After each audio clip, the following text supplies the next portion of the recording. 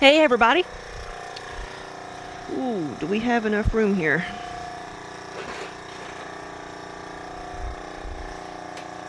There we go.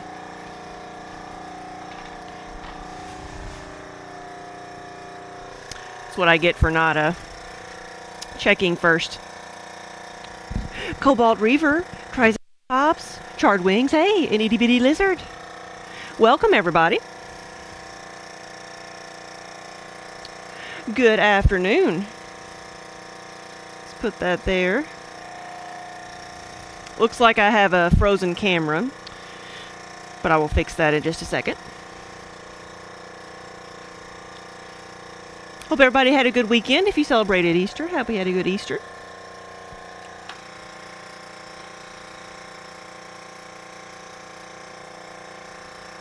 Let's see. Let's see what color we can turn today. Now, y'all, you'll notice that Minnie is in a drastically different position now than what she is now. Than what you see. There we go. See, she flipped around.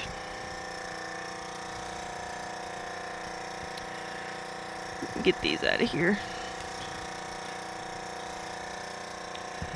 So far, it has been a fairly hectic Monday. It has been. We finished up our taxes today because we do everything at the last minute. Everything.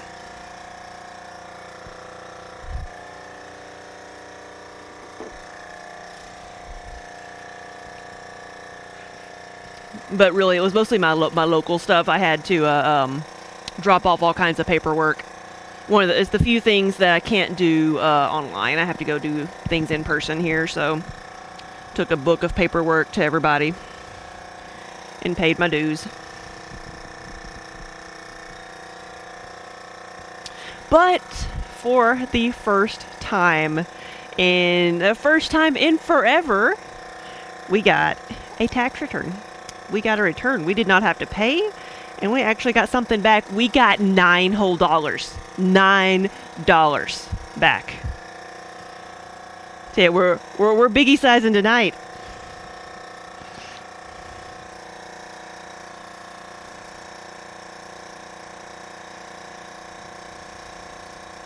Yes, a bloody mug with the words "morning suck." Yes, that is perfect.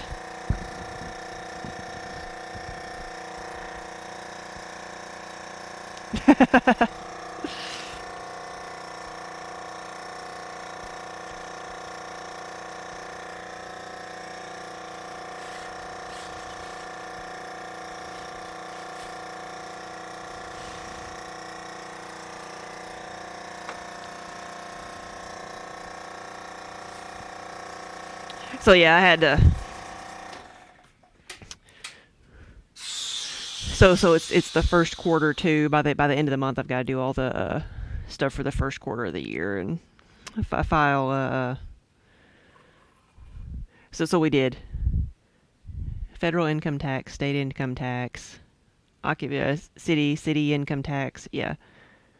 What's the technical term they call for it? Yeah, no, income. Yeah. City income, county income, city occupational tax, county occupational tax. We had employees, like actual employees, for the first time this year, or last year. So I did not realize until today that I had to provide all of the documentation for them to the city and the county. So learning what all documents I need to provide for everybody.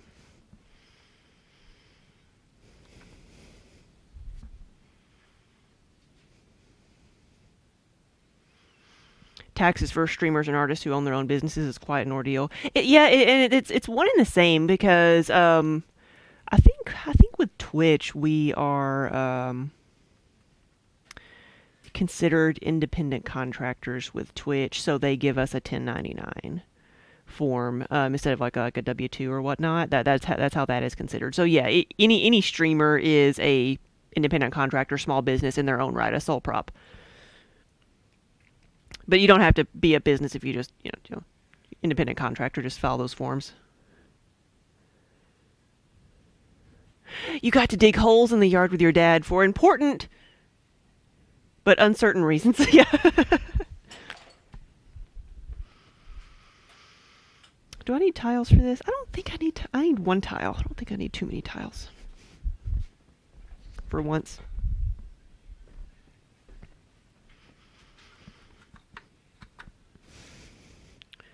Whoops, we hit this song twice, didn't we? Let's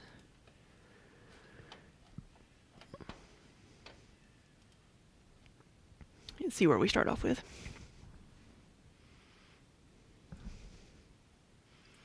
Yeah, income tax, like just taxes, for any small business can be nerve wracking. That's one of the few classes we actually took when we were getting into this. Was we took a taxes for artists. It was a panel we found, and it helped us learn, like, with all the terminology and what you can take off and where to take it off and how much and this and that. So we do them ourselves, and it's not like, now that we've done it for a couple of years, like we're not changing tons of stuff drastically. So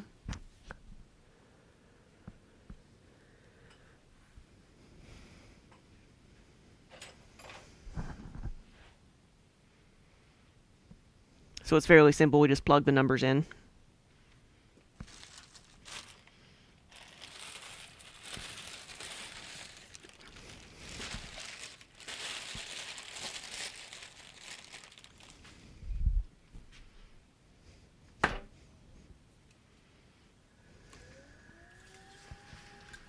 Oh, again. It's a wonderful shot of my elbow, is it not?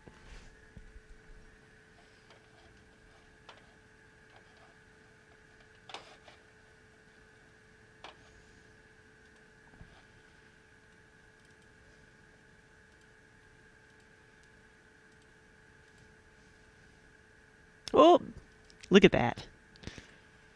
I should just throw like that, shouldn't I? Purple and green. There we go. Okay.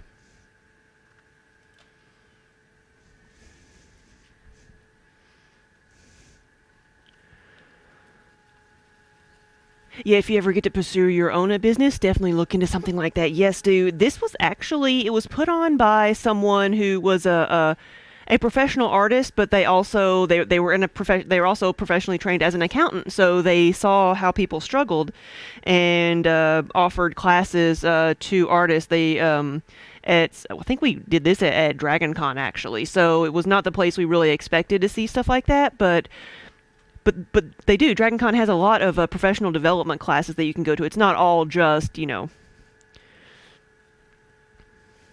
fandom stuff. There is quite a bit of that. Now, I've got to remember what I'm making here. I'm about to forget.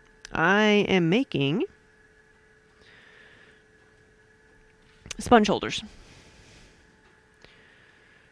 Yeah, the new camera was just showing it's trying to give me advice, huh? Green and purple. You've been to Dragon Con, really?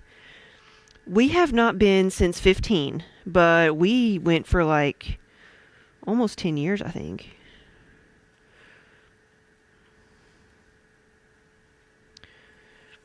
And we just had too many things going on at the same time and couldn't. In 17? Yeah, it's gotten so much bigger. Well, like all the cons have, because it's become so much more popular. Always enjoyed going to the literary track and the art track, doing all of those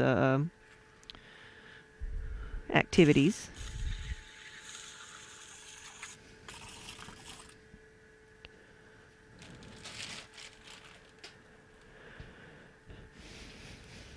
Yeah, you got the hotel room close. Yeah, that makes the stay so much easier when you can go just relax for a bit and you don't have to get on the train and spend half your day trying to get back outside of town.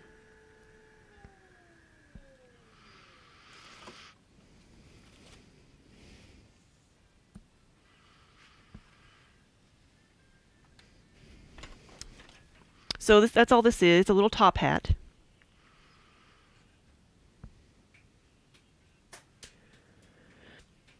Yeah, Dragon Con can be really intense because it's got, there's just so many people crammed into those spaces. We had people who went with some friends who had similar issues, like just enjoyed the con itself, all the activities, but could not stand that amount of people. And after that, we went to Gen Con, and Gen Con is actually has it's probably double the amount of people. Is that right? It's got a lot more people there, a lot more attendees, but because everybody's playing games and sitting down and doing things in different rooms, it doesn't feel as crowded. Because it's not as much of a like people watching con as Dragon Con is. Dragon Con is mostly like a great deal of it is a party con. Like there's tons of stuff to do for whatever you want to do, but that's kind of what it's known for.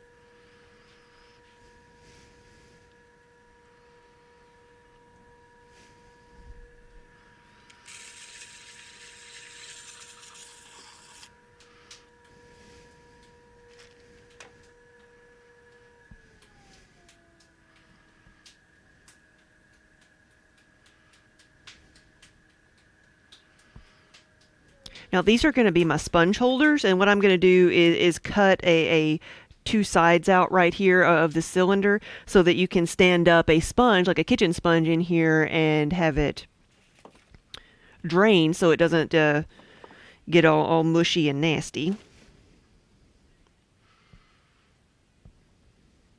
And I'm mostly out of these guys right now, so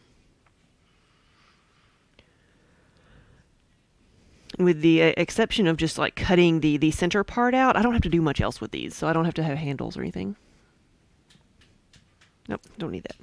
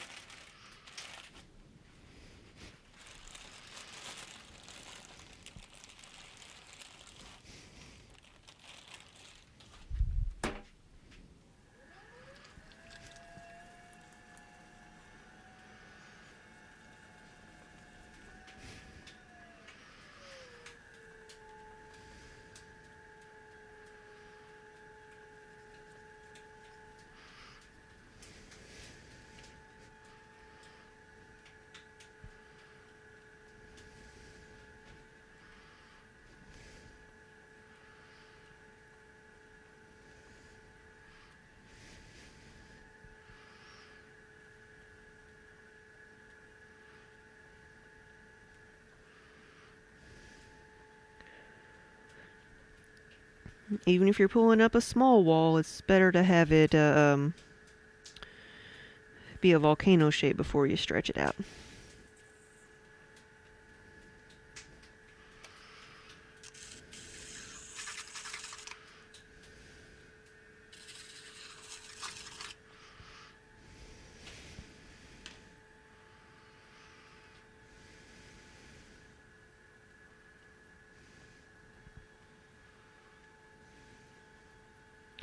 When you say you don't know if you'd be able to do it, do you mean you don't think you'd be able to do it skillfully, or you don't think you'd be able to do it you don't think you'd be able to concentrate on it?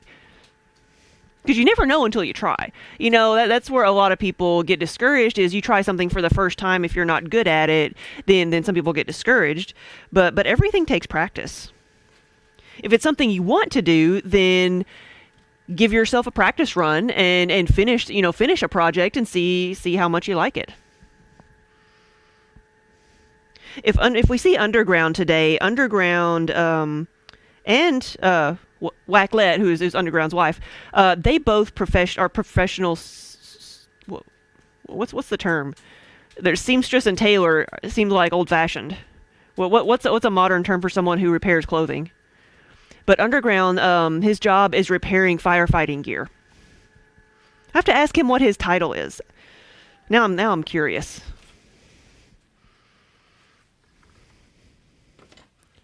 Because I was about to go like seamstress, seamster, maybe. Yeah, I don't know.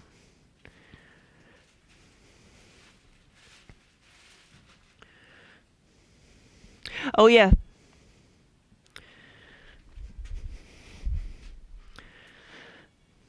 Distractions. Gotcha.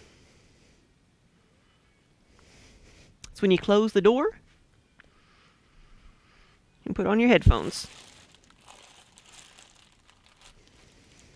Actually, like I like for the most part, I prefer quiet. Like I have an audiobook or I have music, but I'm perfectly fine working by myself.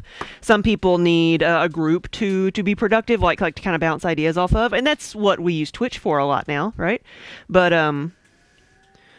for the longest time, I was just working in my garage by myself.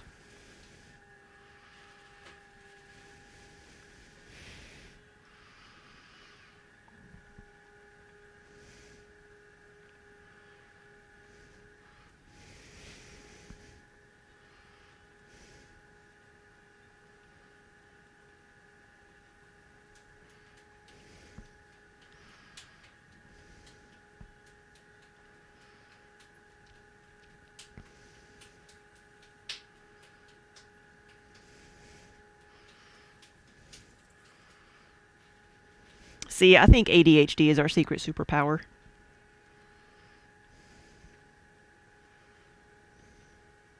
I'll have to look up the term executive dysfunction because I'm thinking I know what it means, but does that mean like you can't focus on one thing at a time, or you have trouble focusing on one thing at a time?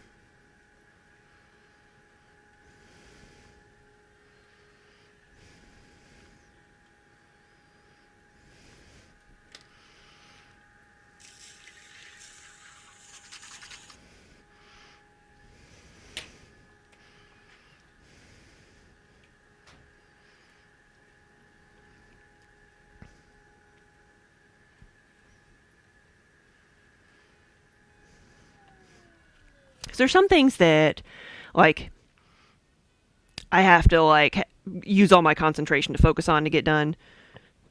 Oh no. Let's put some clay in here. That's why the rim was a little bit bigger.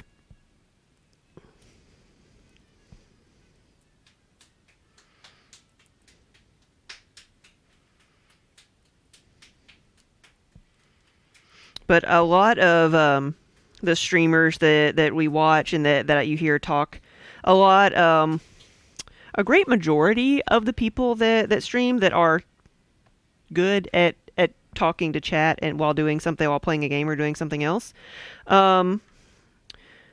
if they realize they have it and they know it, they talk about having ADHD, and I've noticed it amongst enough of them and amongst myself too that I realized that ADHD is what allows people to stream and do something else. You know, was taking that a bit. It's instead of saying you can't focus, it's the ability to bounce between things, to do this, read chat, answer a question, do this again, read chat, answer a question. You know, it lets your mind bounce around.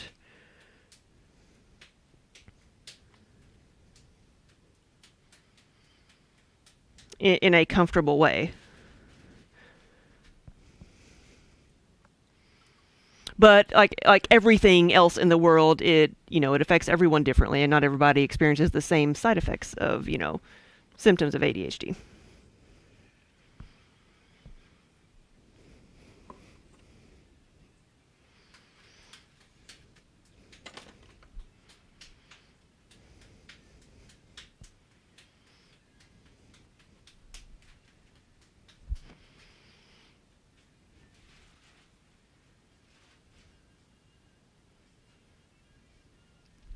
And I think it's interesting because like I did not realize that would have anything like that, or that anything like that would apply to me until probably within the last year or two, because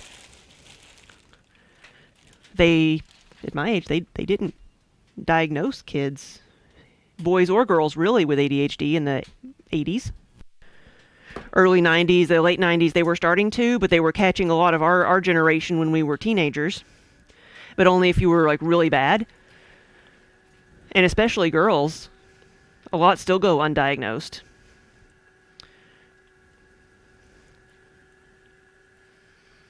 And somebody on Twitch actually, like I was describing how my mind worked in relation to a certain thing and how I do things, and they're like, "That is stereotypical. That is a textbook ADHD in women." I'm like, "Oh," and really, I mean, what's going to be done about it now? It's just it was kind of like good to know, that there are reasons that maybe some things are harder or some things are easier.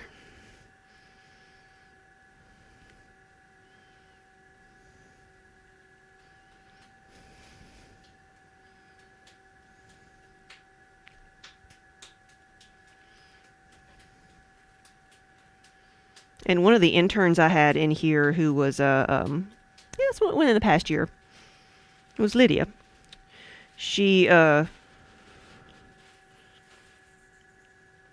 was a psychology minor. And she was talking about her ADHD, and so we got to talking about a lot of things and what she had learned, being of a different generation, and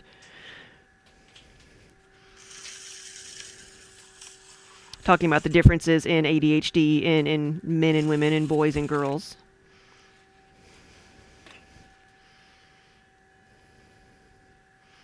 And I realized that just I never practiced, I never,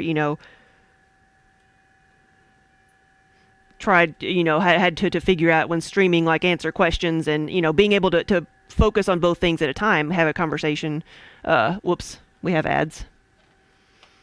Let me see how much more we have for ads. We got 7 seconds left.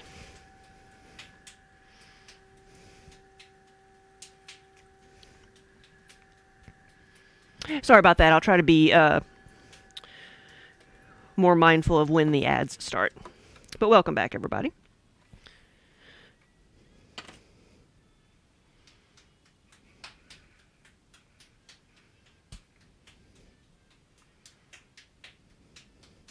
But yeah, I was talking about one of my interns that have had within the past year. She was a psychology minor, and so we were talking about all the different differences in how people are recognizing signs of ADHD more. Hold on, now I've got a phone call. Be right back.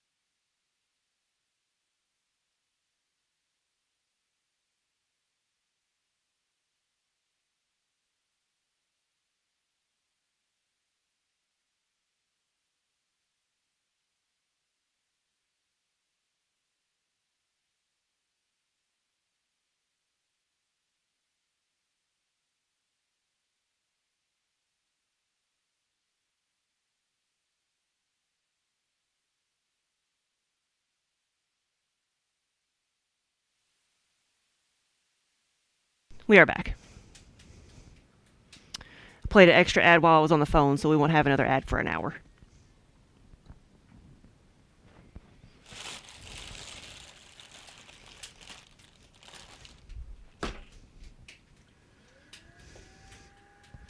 You were diagnosed with ADHD as a child and then autistic at 30. You were assigned a female at birth, and the autism wasn't even considered as an option. Yeah. As what I now know were what you now know were autistic meltdowns were just seen as behavior issues. Yeah.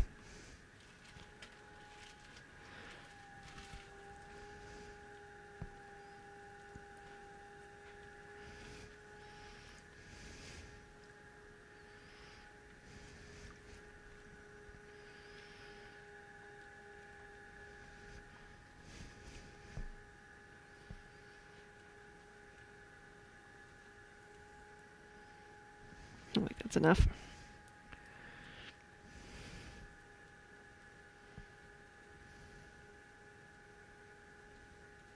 This one may not make it.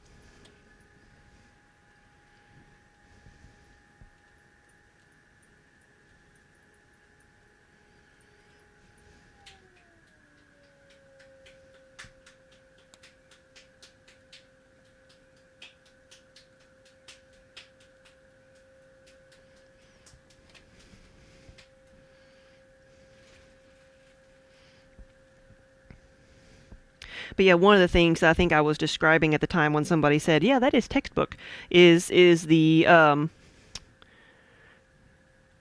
being able to focus better on things when you're doing something with your hands, which like this. I'm doing this with my hands, so I can focus on chat. I can do this and that as long as I'm got my hands busy, and I don't have to really think about what I'm doing here,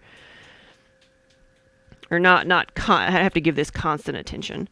But if I'm playing a board game, or if I'm drawing, or even just when I'm talking to somebody, I tend to fidget.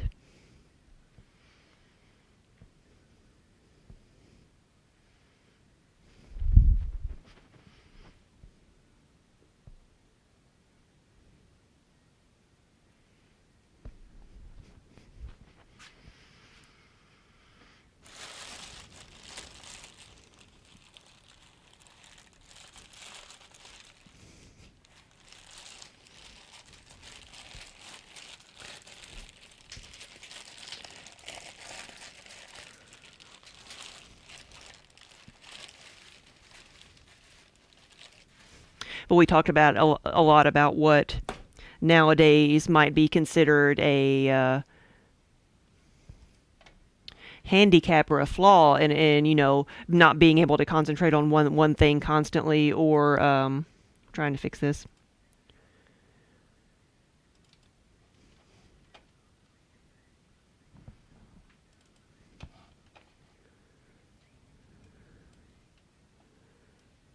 Okay, here we go. We're just really slow. I'm a Smurf.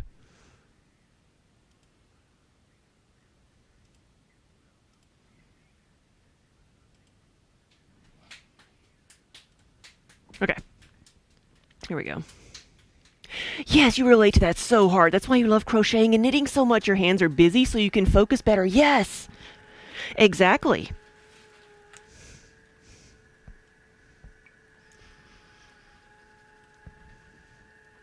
Frustrates you to no end that your husband's family thinks it's rude of you to crochet or knit when they're socializing, but it lets you focus on them more if you do. Yes. People don't understand. It's like people that think when you're reading a book, like that you're, or people get annoyed when you're reading a book.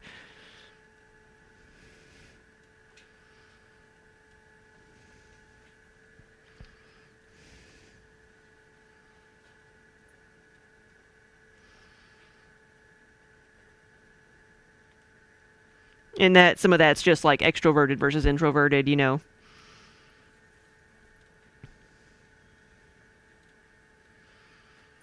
Not understanding like companionable silence.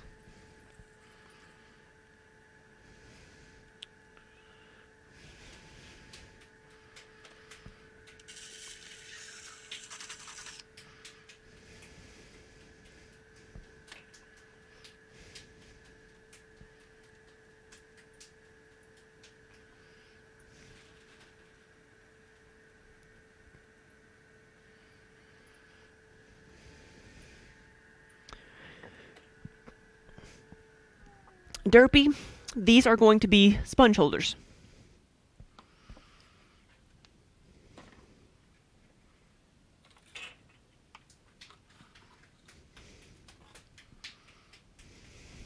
Whoops, no, I didn't need to take this out, did I?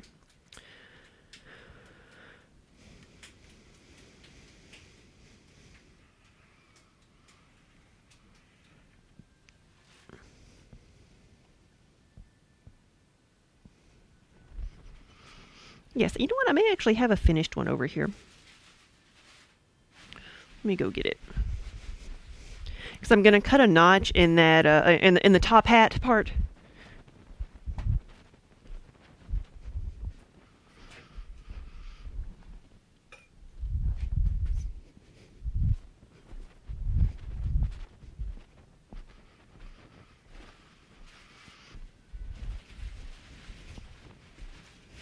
So this is what I'm making right now. We're going to cut out notches on either side, and I'm putting a lip as I'm setting it down on my board. And you put a sponge in here, and it lets it drain, and then you can put this on the edge of your sink and let it drain out so that the sponge doesn't get mildewy and nasty just sitting in the bottom of the sink, because that's where mine always ends up.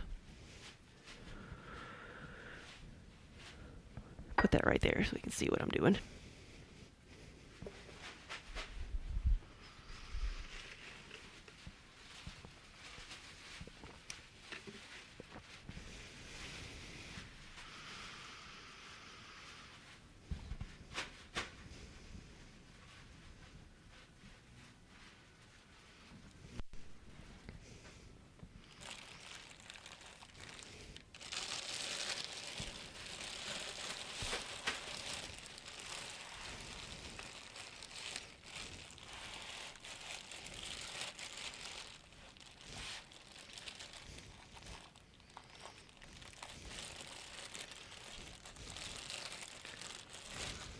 Yeah, it's like my way of doing things is, you know, doing something with my hands. Like I can focus as long as I'm doing something with my hands. Where with Daniel, he can, it may be different, like difference in boys and girls. He needs to talk. And he can, or listen or focus. Like if when he was doing programming work, that's when he got into audiobooks, and that's when he got me into audiobooks, because he would be doing programming and he needed something else to focus on, because he couldn't just sit there and do one thing at a time. So he would have an audiobook on, and then when he got into like an office where he had his multiple monitors, he would have a TV show or a movie on. And while he did this and that, and he could do that, he needed to be able to chew on 2 or 3 things at once so that he could give the proper amount of attention, you know, and his mind not be fuzzy when he was looking at these numbers.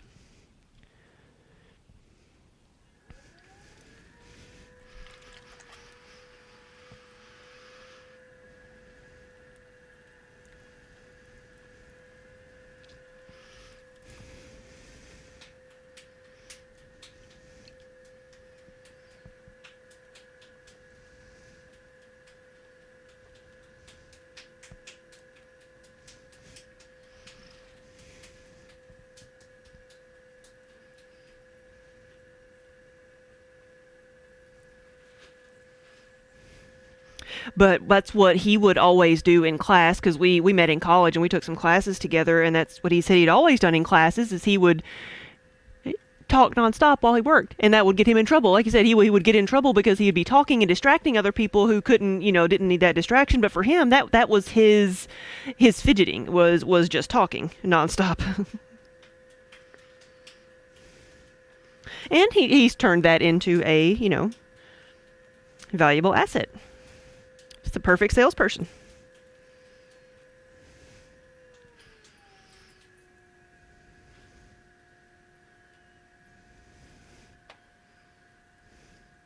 All right, Chard, we'll see you later.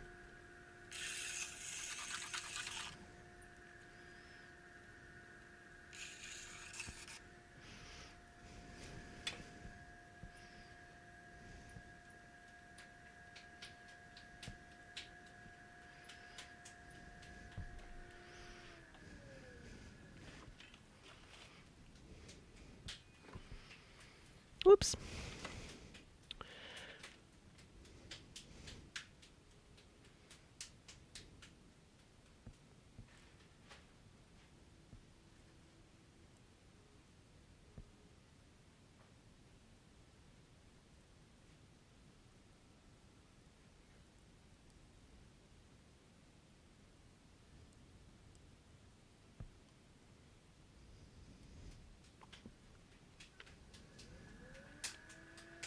Camera froze again. Okay.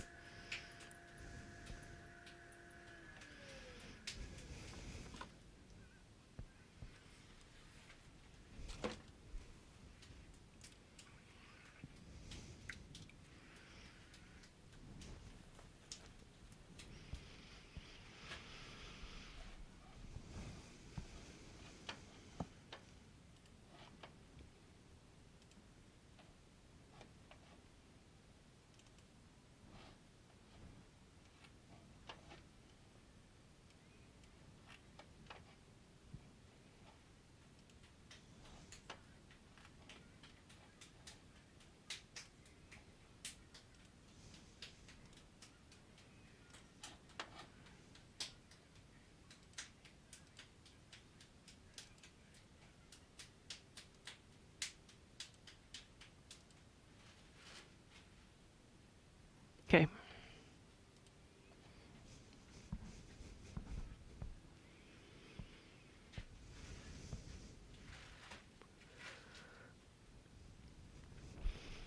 So I need to work on the bases of these.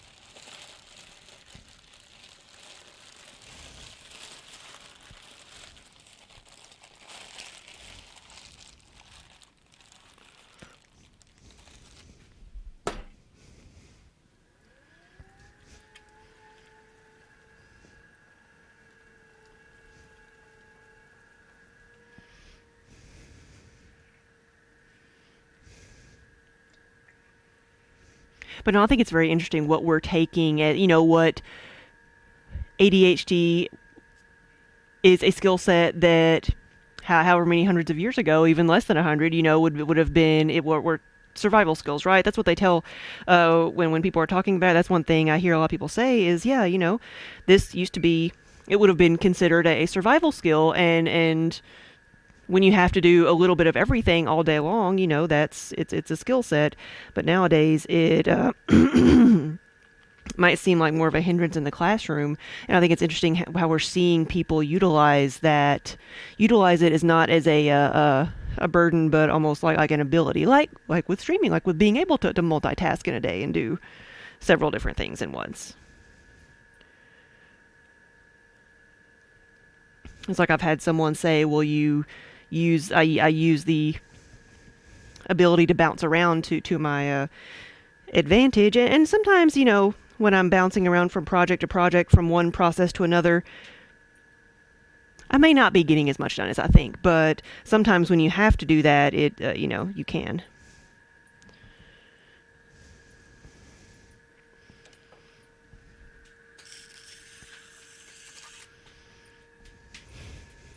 And then there was the correlation to with autism and with folk tales, because you've heard the stories of like fairy children or The old stories of like children stolen by the fairies and replaced with, stole the human child and replaced by a fairy child, and uh, or people thought their child was sick for whatever reason, and they believe these stories, but people are,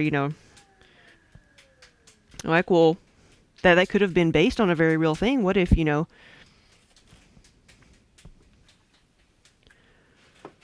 suddenly as your child is growing, it suddenly changes, and you don't understand why it changed so drastically, and so you make up a story to justify it.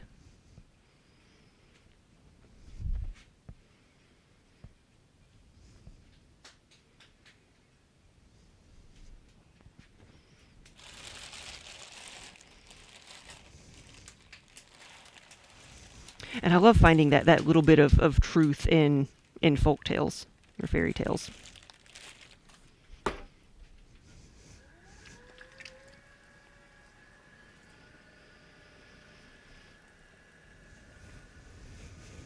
I'd like to see if I can do 20 of these. Leave plenty of room for the base.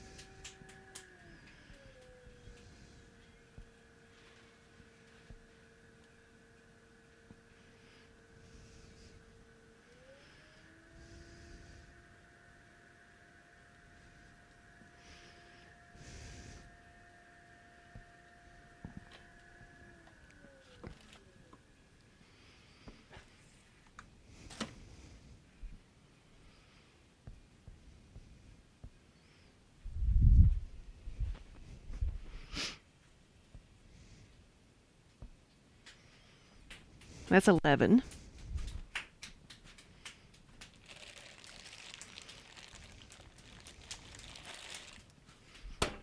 This clay is super soft, so it's kind of good to use for these shallow things.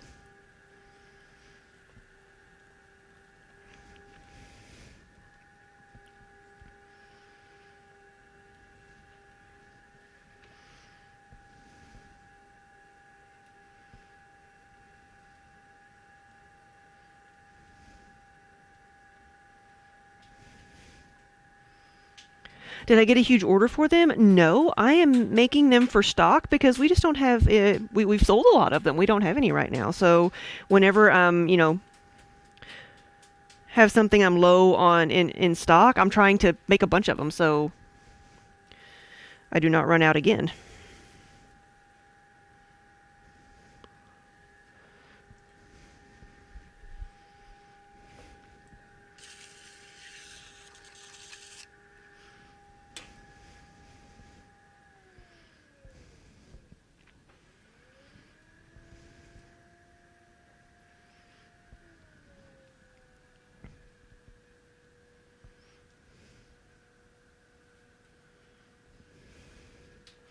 These are one of the things we've been selling a lot of at the farmer's market.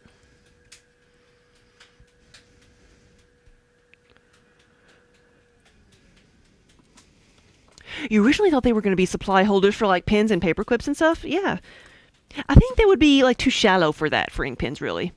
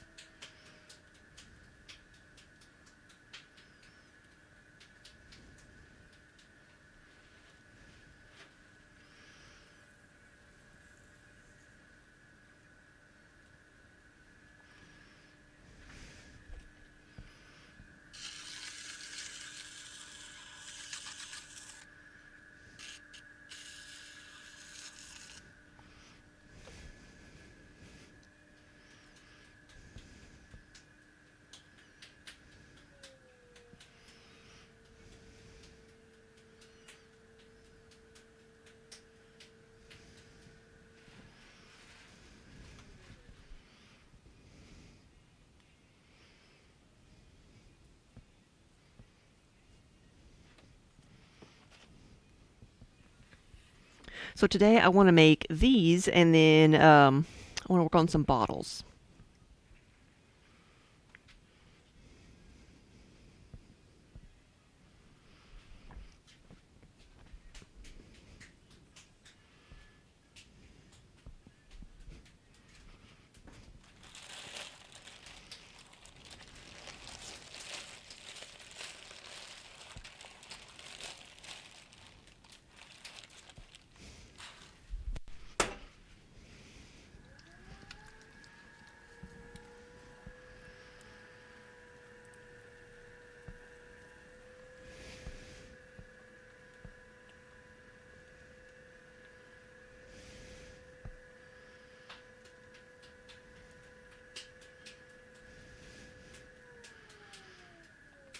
See if this is an air bubble or a foreign object.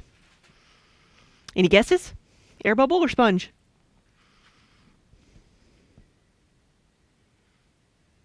Air bubble.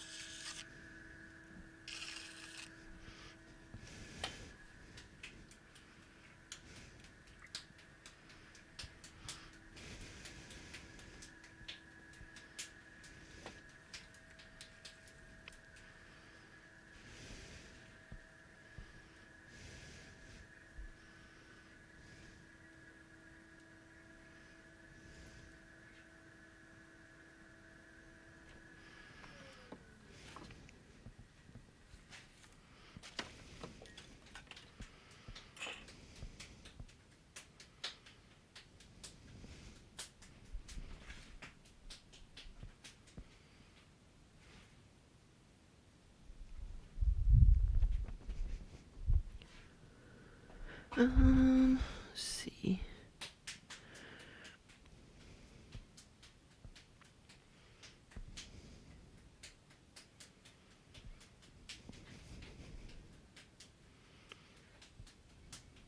Trying to see if I could scooch things down a bit and get one more on this board.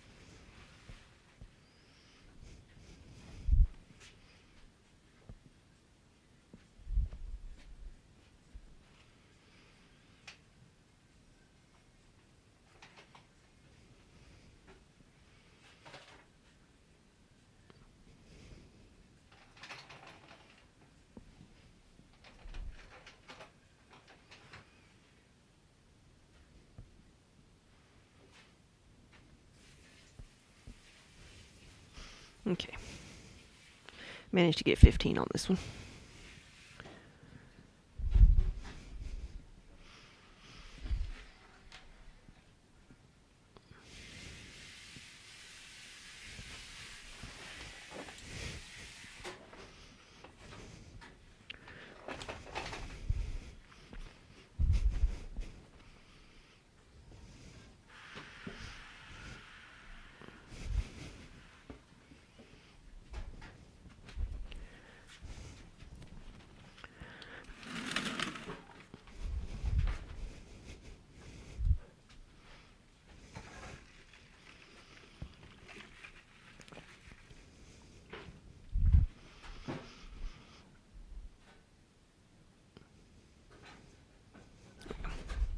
All right, that's 15.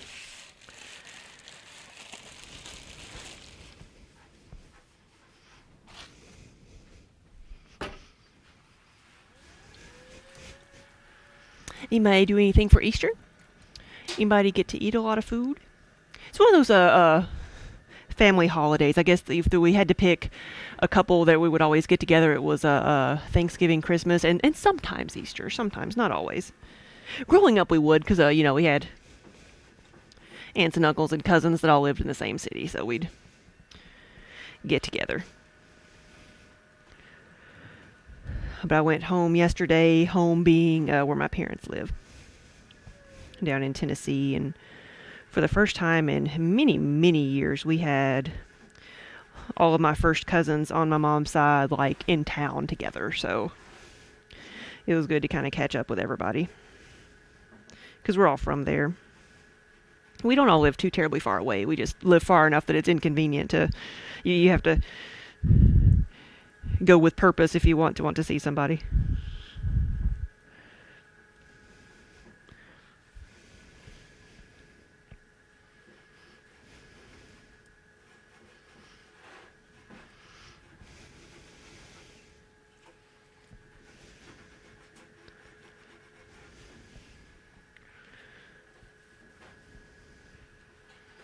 But we like to cook and we like to eat, and there was tons of both.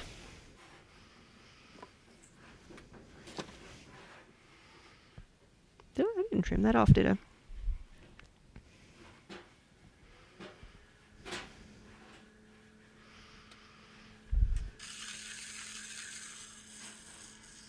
There we go. I'm going to cut that off again.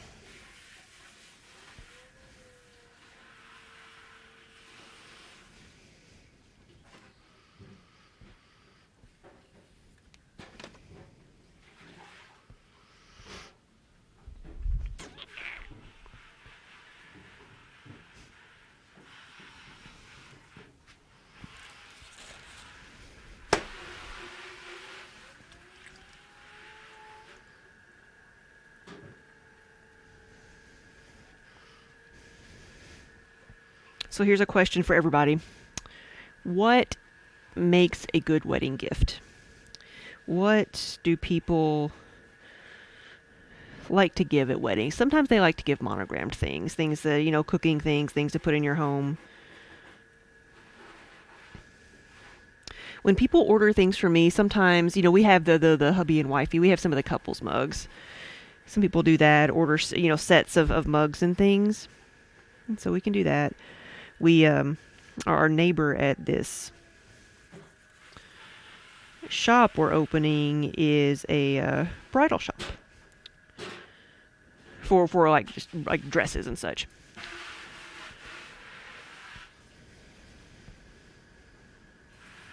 And so I was gonna have a little corner or shelf for like wedding things or for customizable gifts.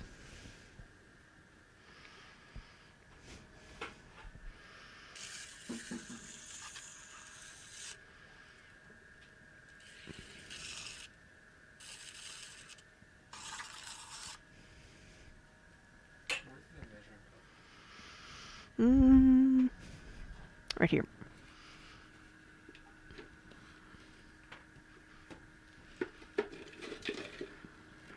Let's see if I can get it out without breaking anything. 10, yes.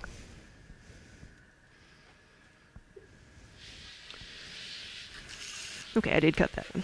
I did trim that one. But I've had people order, specifically I've made for the past couple of years, things that said established in 2020, 2021. Now I made one 2022. Like one of the medallions just says, specifically on a pie plate.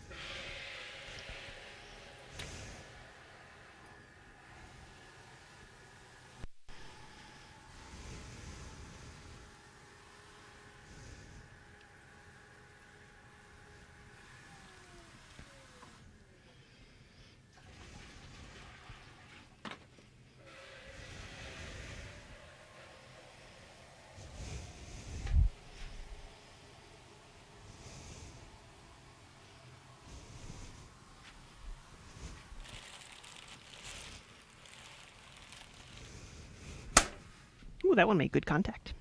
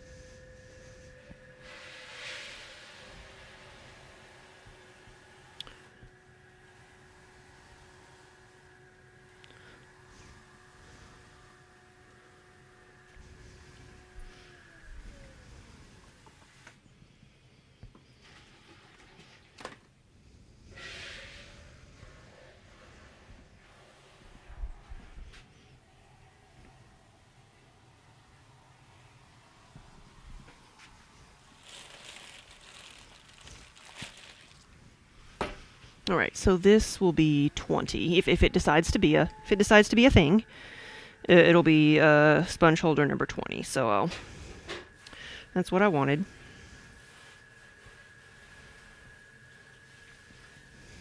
Hey, Lassa. Good afternoon. Lassa, how's your mom doing?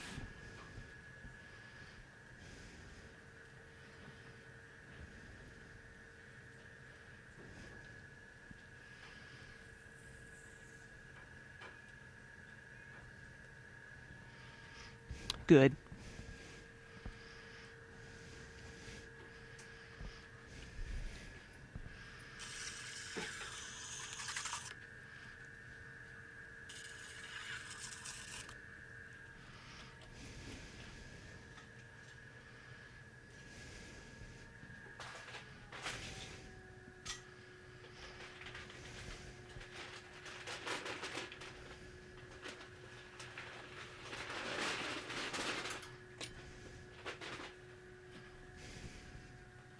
Oh, you're welcome, Lassa. I know it's going to be a big, big change for her.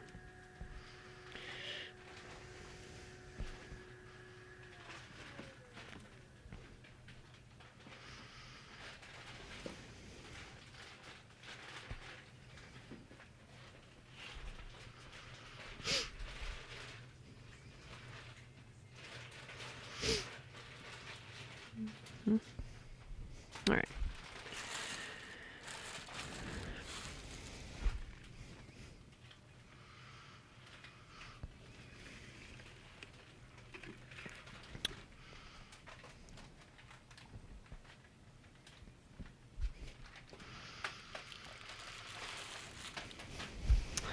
Trying to figure out what to do with this. I'll probably will leave this here.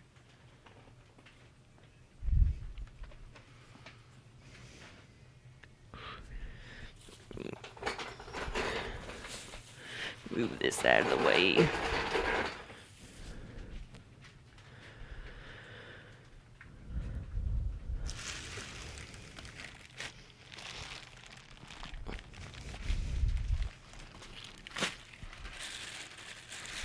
And then I need to get some tiles, because what I want to do next is bottles.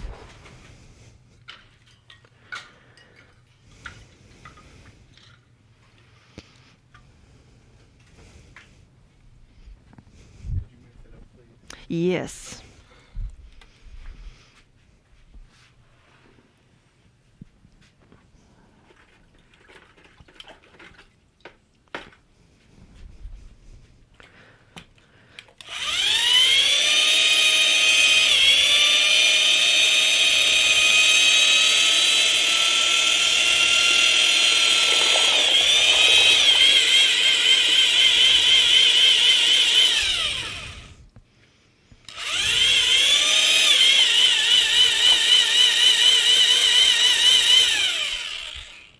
Bucket we're pouring it into. It's right there.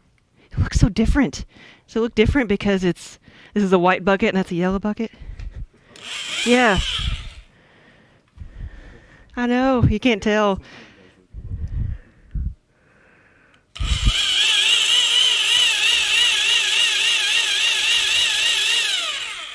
Alright, well. I always do this, though. They have two different yellows, and I've used both of them, and I always think they've sent me the wrong one, so I'm going to go with it. I'll hope for the best.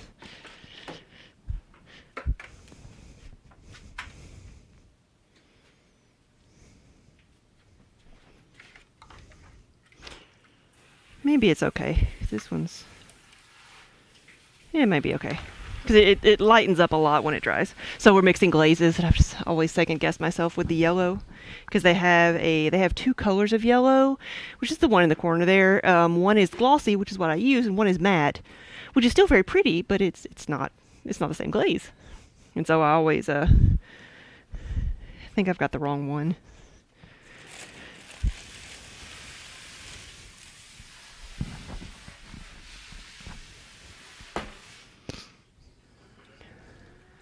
She's got several of you calling good.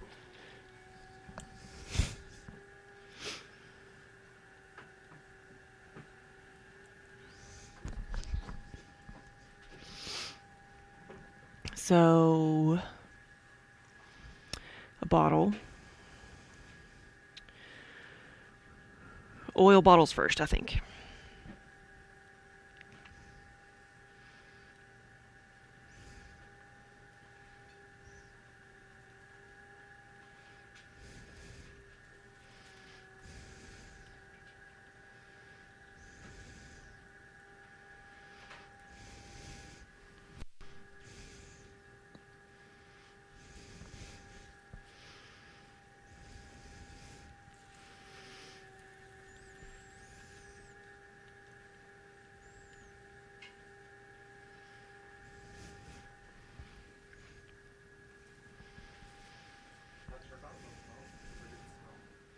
Look at the hose and see if there's any kinks in it in there. I actually don't hear it. Is that what you meant? Yeah. And there's no water coming out. Yeah, it's not on. I don't hear it, huh? Plugged in, you know.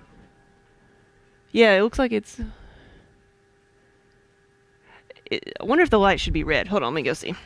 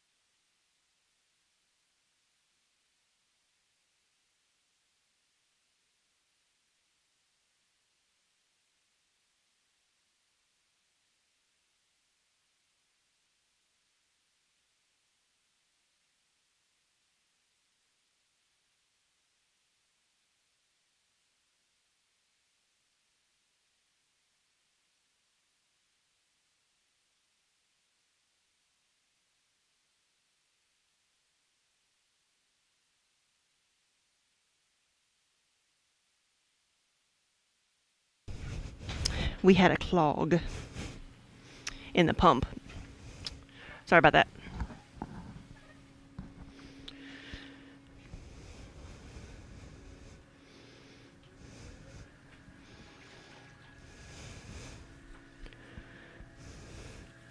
Now I'm going to do something a little bit different with these bottles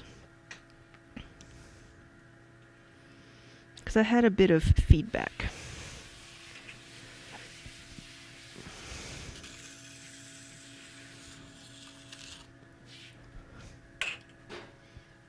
Drano. No, the pump apparently had something in it, and so it. But so I shook it around, unplugged it, and plugged it back in, and then it started up, and it started gurgling, and then whoosh, the water came through.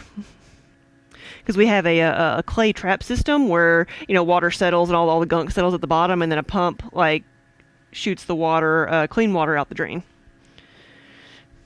And there was no shooting of the clean water.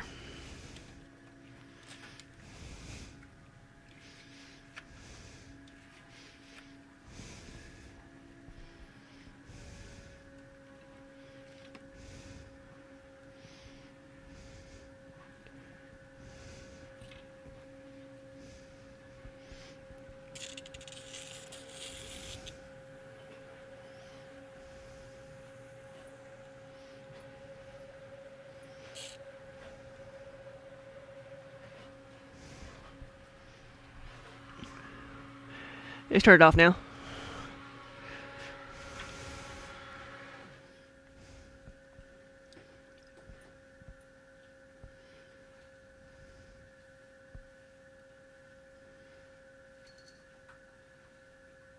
So this one specifically is going to be an oil bottle.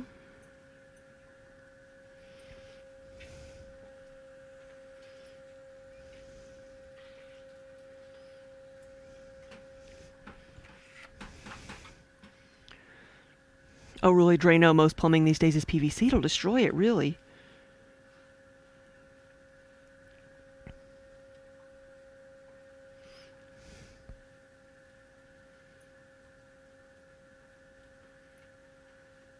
What is Drano meant for? Is it meant for I forget. Well, there's something I know that says specifically on it, do not pour down the drain or something. When you think that's what it's supposed to be for.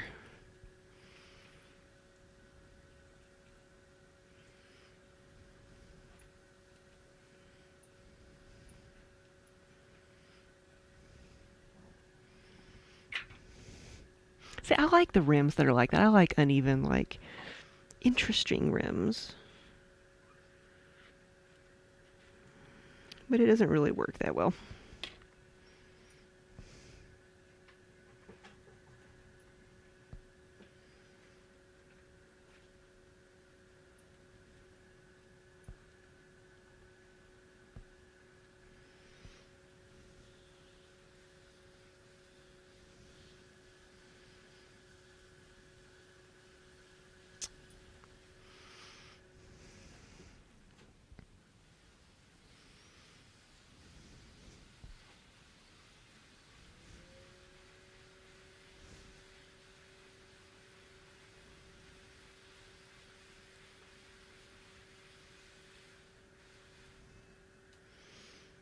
This this one is not going to be a this one's not going to be a bottle, is it?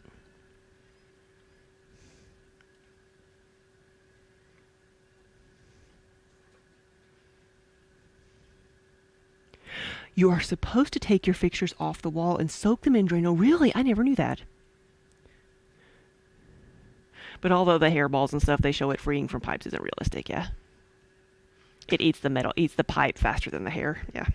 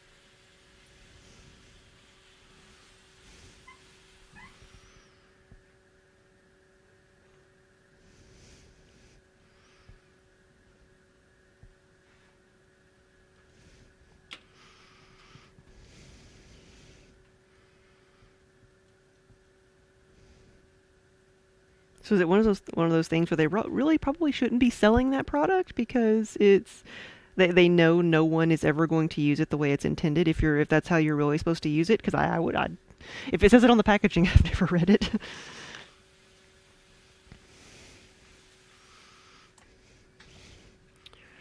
Kind of like a gimmick just to get people to buy it, saying it'll unclog something when it really just destroys everything around it.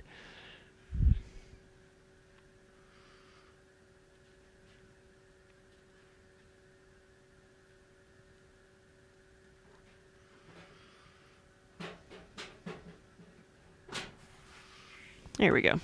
There is one. And then the water that's in there dilutes it, yeah. So I make like two main styles of these. I have this one that is a round one. I have the other one that's still the same basic shape, except it's swirly.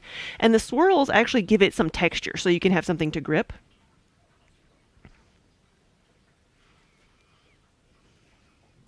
And so I've had a suggestion to give it a thumbprint, and I'm trying to decide if I want to give it a thumbprint right now and have one on both sides. I'll make a couple of these. An impression on both sides so you can grip this and then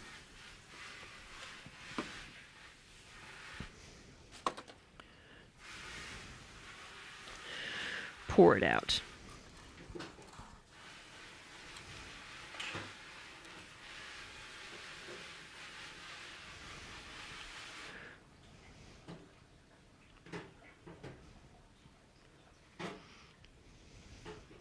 So what do you think of the shape? I mean, it's not horrible, and I can see the function of it, because it is hard to grip when it's, especially once it's glazed and it's kind of shiny and slick, and if you got soap on it or oil and it gets slick, it could fall out of your hand. I can see that.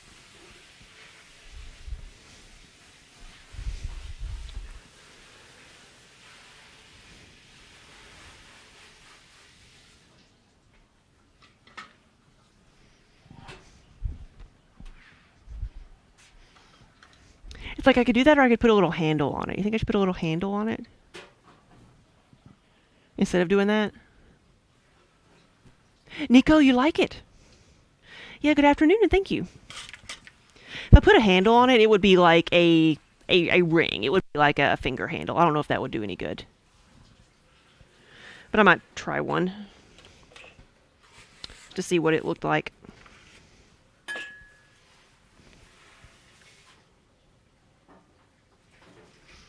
Put a couple of handles on it. Do you think I should put a full mug handle on it?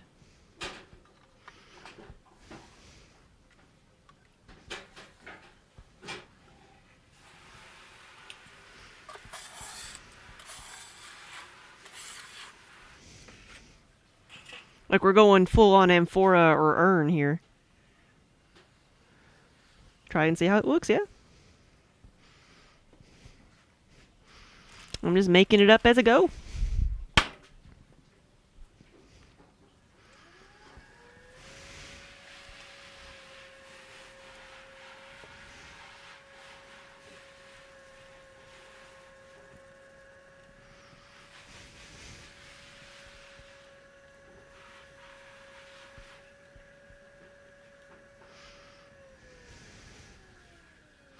I see an air bubble and I must slay it. Hey, there we go.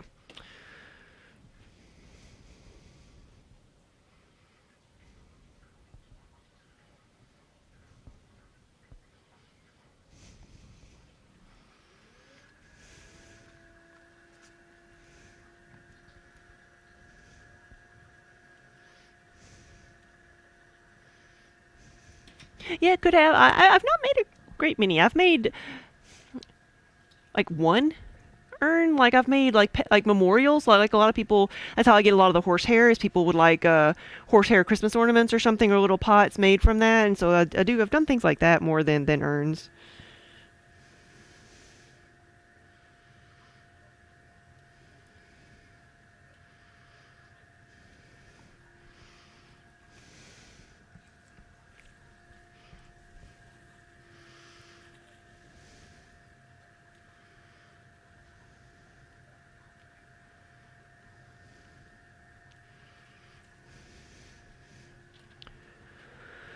I've made smaller ones for like cats.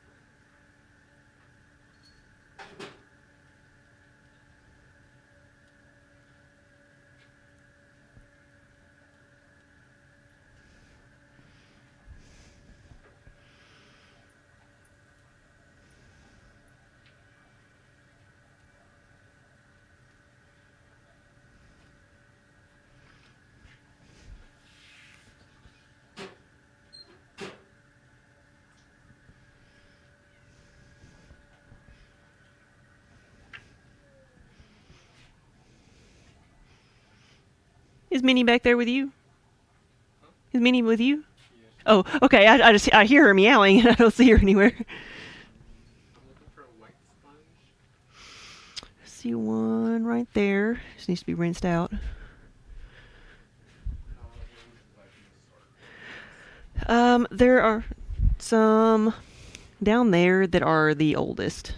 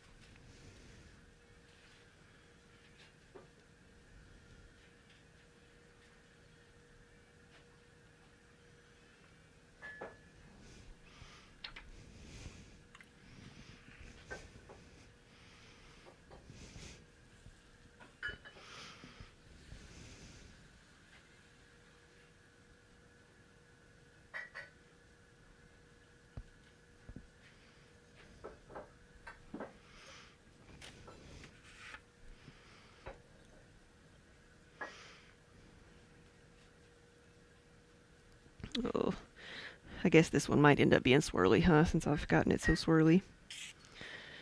Didn't think about that when I was trying to make it taller.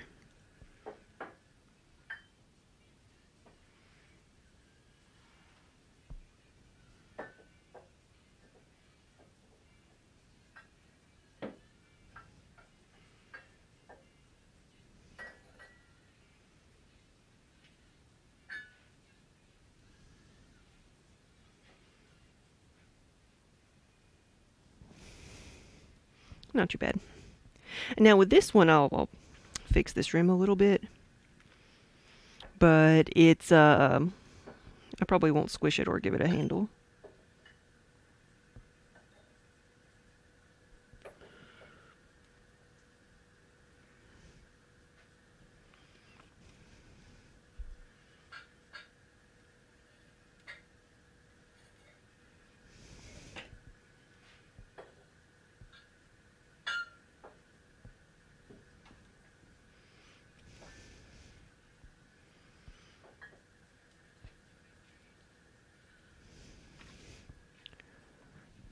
Okay.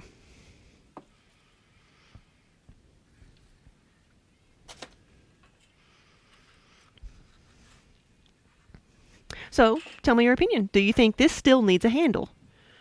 Because I have wide hands. I have big hands, so I can, even once it's fired, it's going to be smaller than this. I can get my hand around it. You've got things to where places to brace your thumb and turn it. Do you think oil bottles still need a handle?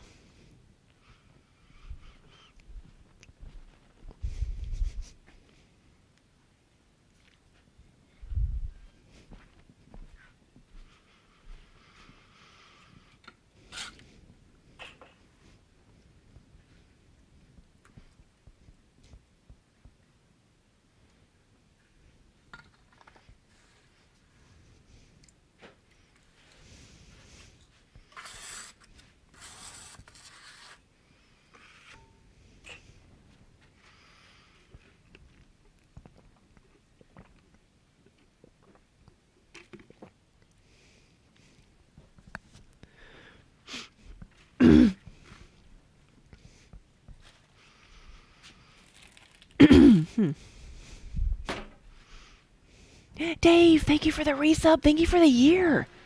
And good afternoon.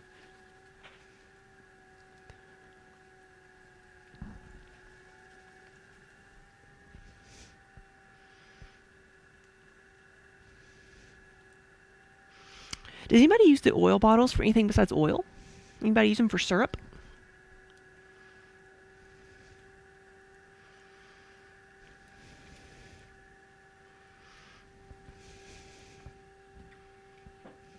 I think too many design elements makes things compete and it can make it look too busy, yeah.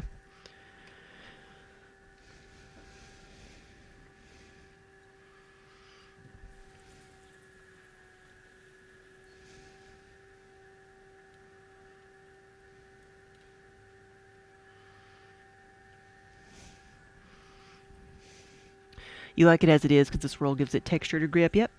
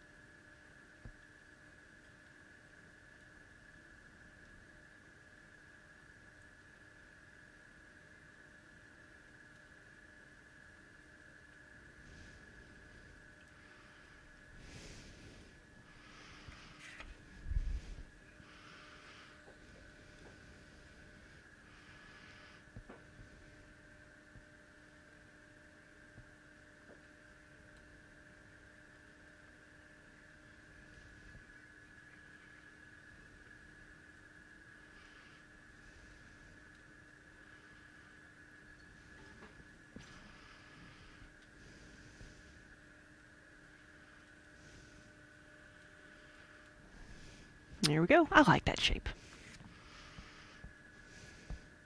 All right, and now this one I will kind of squish it a bit. Do you think one divot or two? I did two on the other one. It could be, you know, if I was going to put a handle on it, I think I would do that and put a handle right there. That's where I would put a handle. So I'm going to leave this one alone, and I'm going to have those be my two test pieces right there. And we'll see what they look like. Because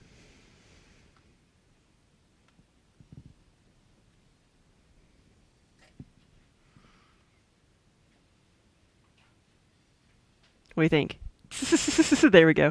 Have a handle right there, even have it a little bit bigger than that.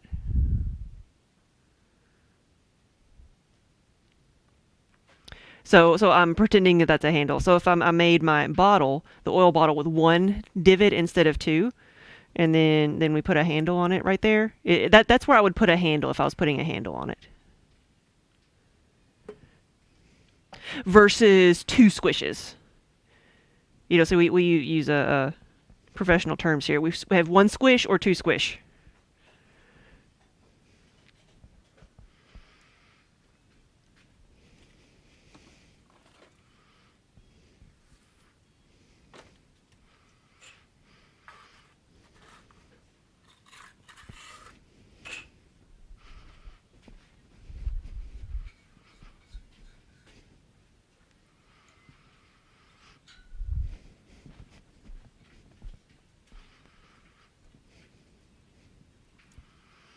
Hey Triceratops, we are making oil bottles. Need to do oil bottles and lotion bottles. Lotion bottles don't need handles or divots. They are just because you don't tend to pick those up that much. Squish is 100% artisan trade jargon, right? It's kind of like wonky.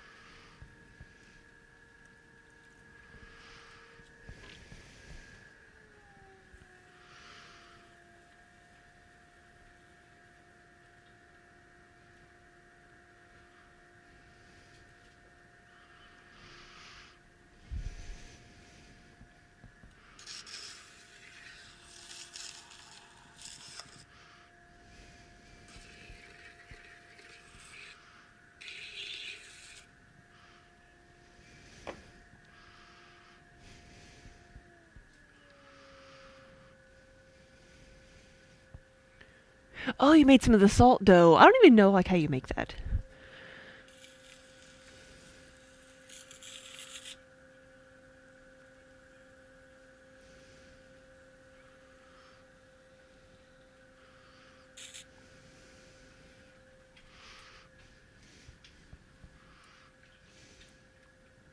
What is he making with the dough?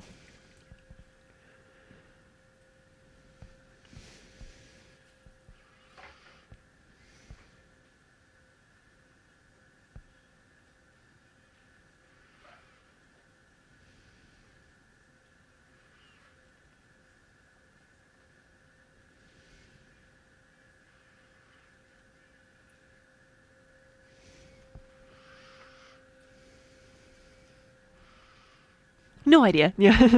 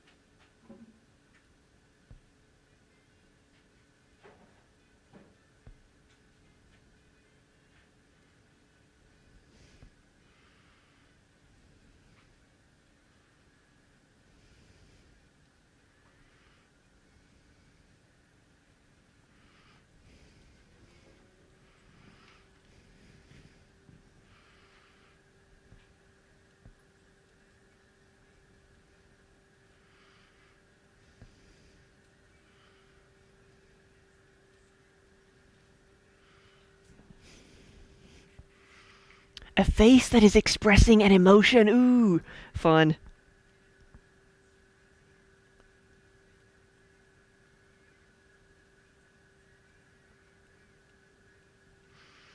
Pull up the Tux eye roll emote. Or do they need inspiration?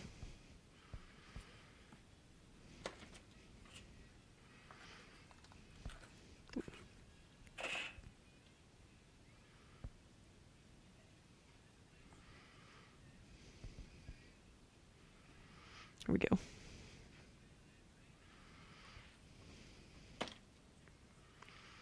No, we were just talking about that earlier. So, I have. It's not something I advertise and make a like offer as like a published service, but I have.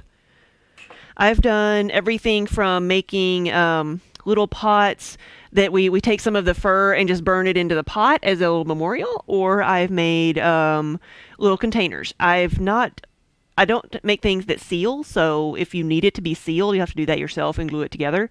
But I can make a pot with a lid.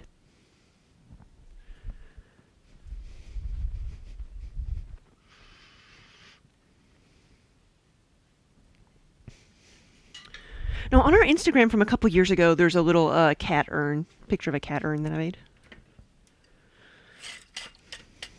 It's just a little round body with a lid that's a cat head.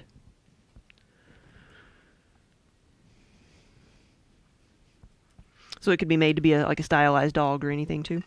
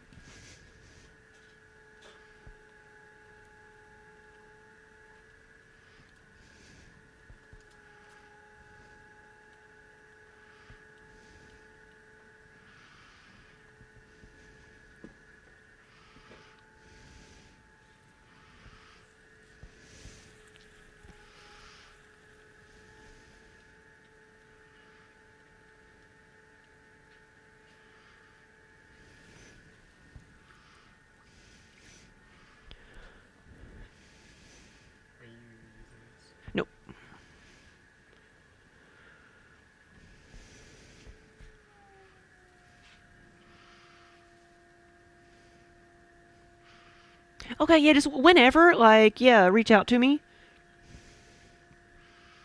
Do you have an elderly pet?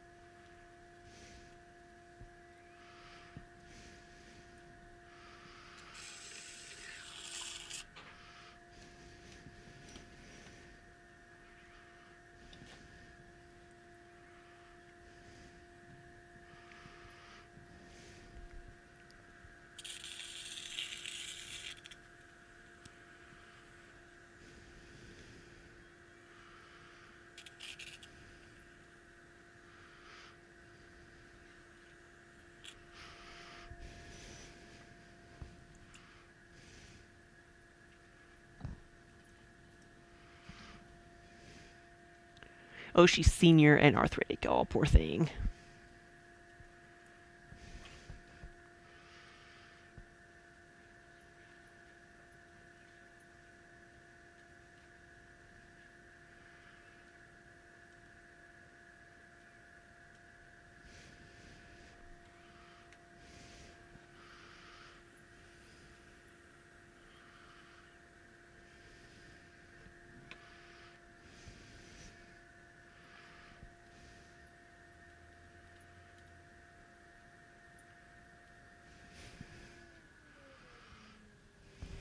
Val, hey, don't throw your life away.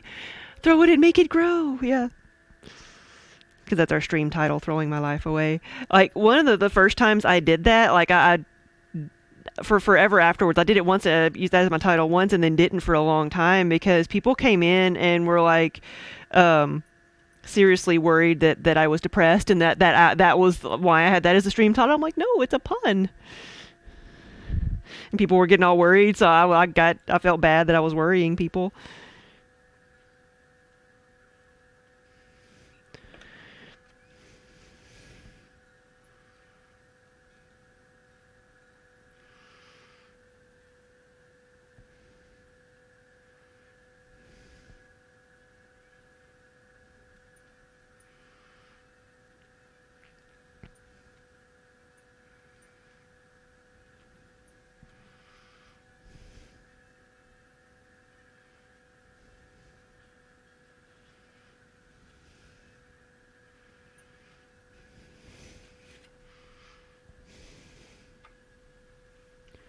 Yeah, the new medication you have her on is fantastic. She was diagnosed with arthritis at 4, and the vet said if she were 14, you'd say she has great hips, but she's 4. Yeah.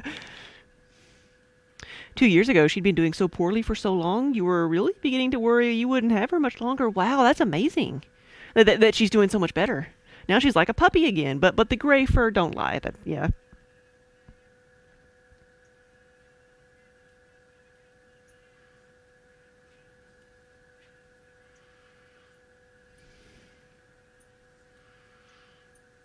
Okay.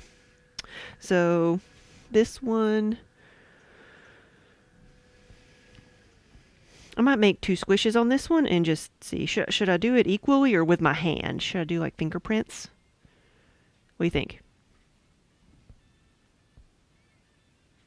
Do like I'm gripping the thing, or should I do 2, one on each side?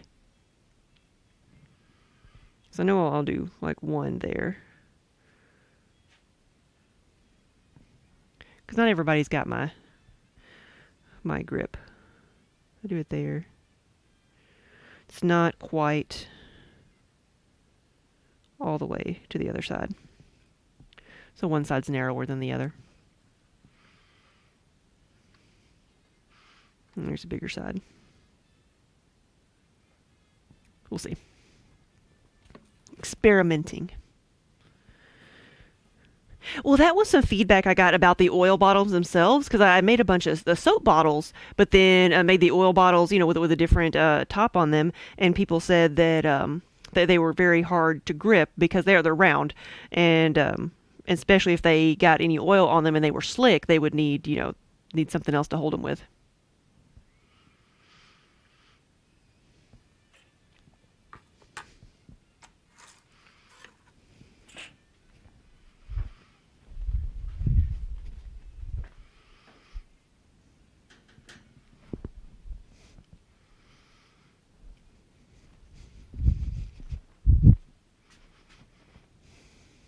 Colleen, hey! Good afternoon, and thank you for the restub. Thank you for the 50 months.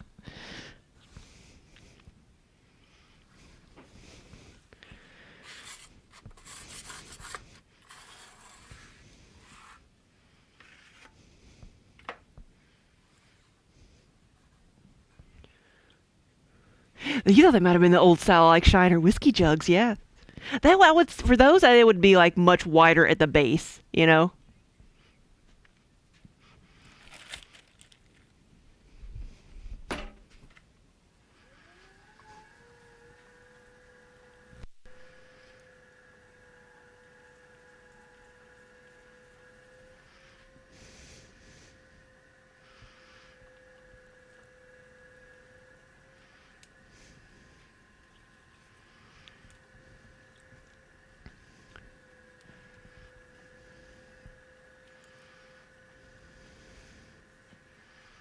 Probably should make a few like whiskey jugs and just have them at the new shop, since we're going to be having like Jack Daniels, like whiskey coffee, flavored coffee, and we have whiskey type things. Might be easier just to go find an old one. That's actually the only reason I would want to go to the NASCAR museum. Did y'all know that NASCAR, the origins of NASCAR, has its roots are from the Prohibition era and has its roots in moonshine? And one of the reasons the Seagrove pottery is there in the mountains of North Carolina. One, because that's where there's the clay deposits are, but two, that's because that's where they would supply all the jugs, the clay jugs, moonshine jugs for all the moonshiners who were making their homemade alcohol. And then people would soup up their old cars so they could outrun the cops, so they could deliver the illegal alcohol to different places. And so the NASCAR museum, the Richard, I don't know if it's the Richard Petty NASCAR museum or Richard Petty museum, whatever, racing museum, whatever it's called, has an entire section devoted to the Seagrove Potters, because that they were one and the same, or they worked together. Would not have had one without the other.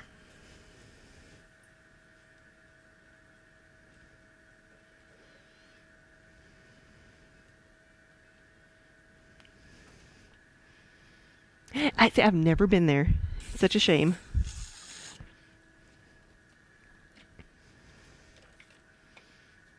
I don't even know if we've driven close to it. Would it be on the way to Asheville, or is that a different area?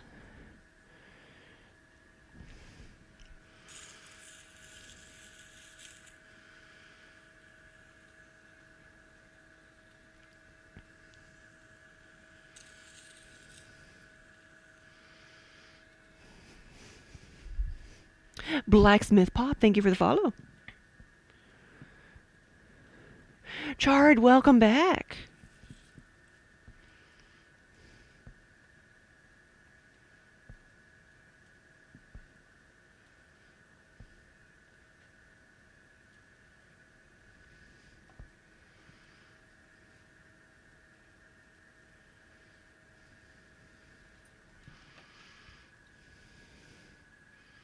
Oh.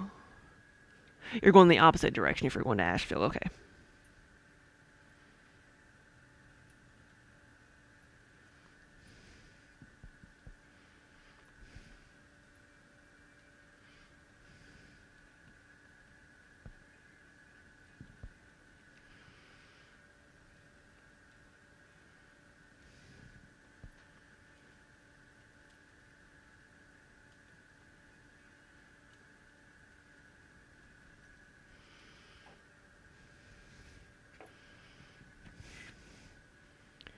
Do the oil bottles have face spouts? No, they do not have spouts at all.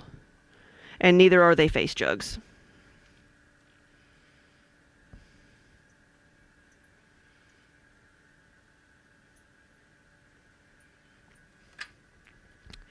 We were just now trying to figure out how to put handles on them.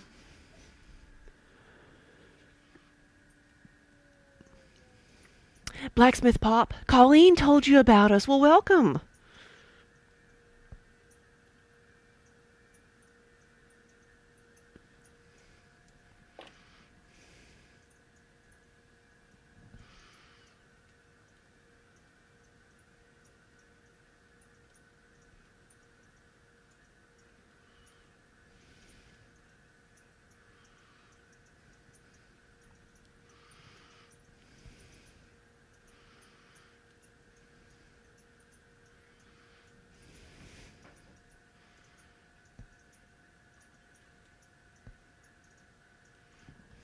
All right. So we have this one. One thing we have been doing is so I got some feedback on my bottles. I hadn't we've been making lotion bottles, but we hadn't had too many of the oil bottles. I put some out, and people were saying they were hard to grip because they're big and they're round and you can't really hold on to anything, especially when they're shiny or when you've got like oil dripping down the side or something and they get slick. So I was the swirly ones have texture and they're okay, but these we were thinking of putting some like putting a handle on it.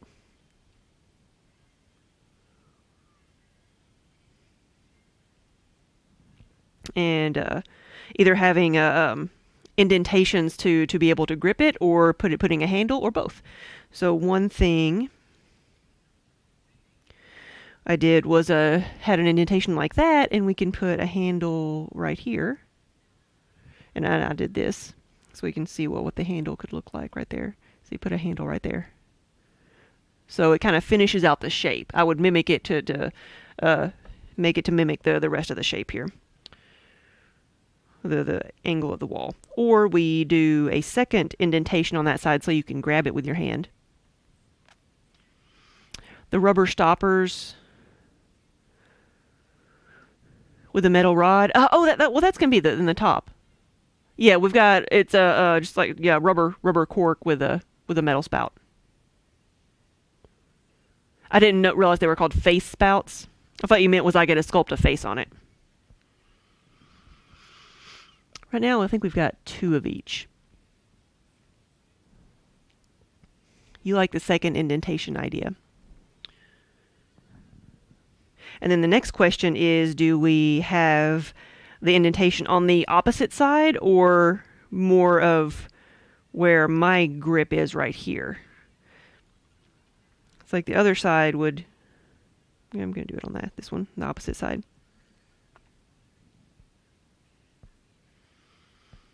Anyway, you can grab it.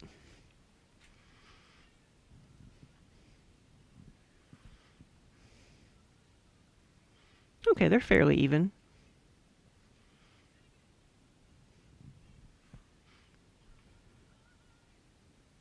There we go.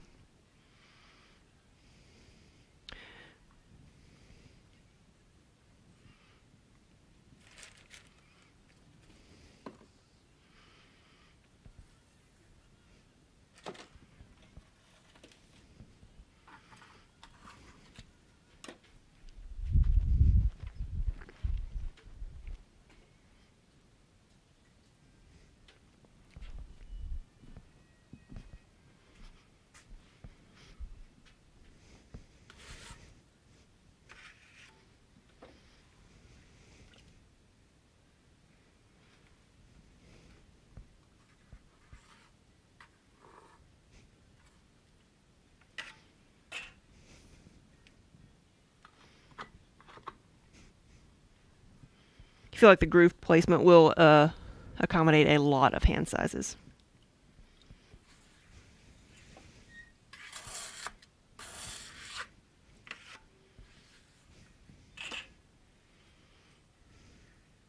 You're a fan of no handles, okay.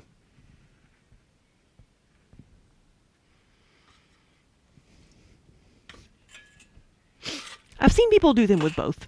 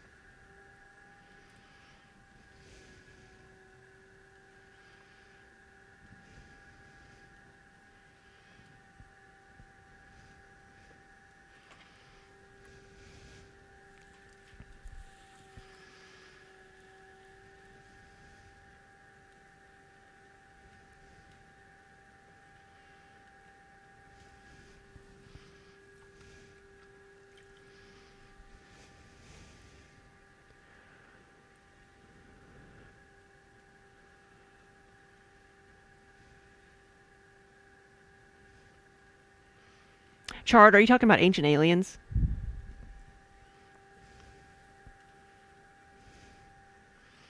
That show is just it's so out there that it's entertaining.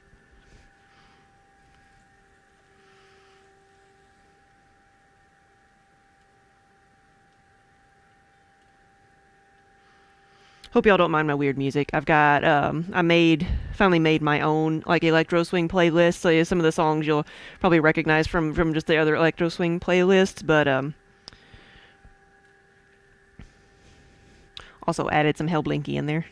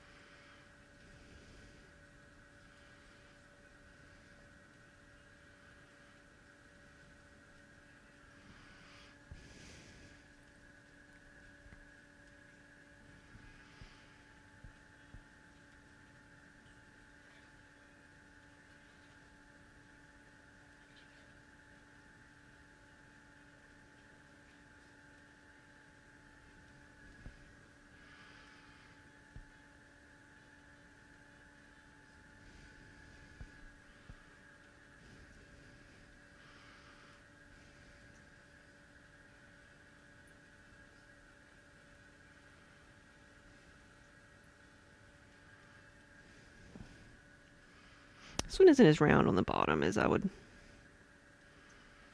like, but I'm not going to open it up and try to stretch it out anymore.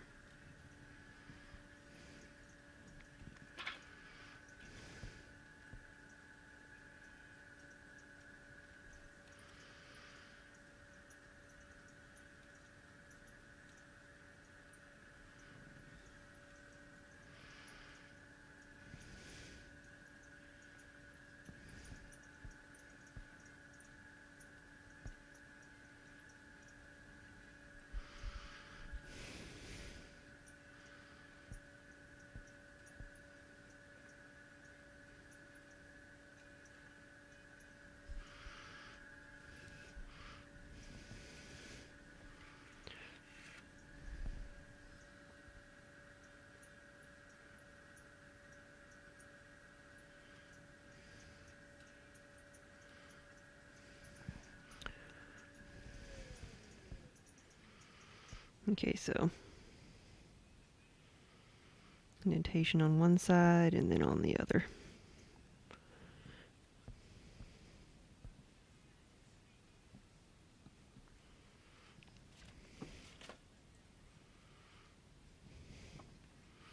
Oh, Triceratops, thank you. I think we've been doing the green screen for about a year now. Yeah.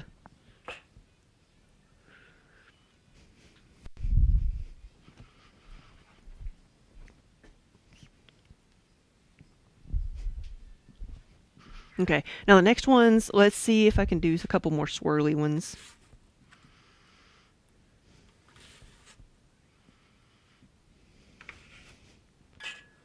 And then also a bit taller and thinner than some of the other ones I've done. I think will help with the grip too.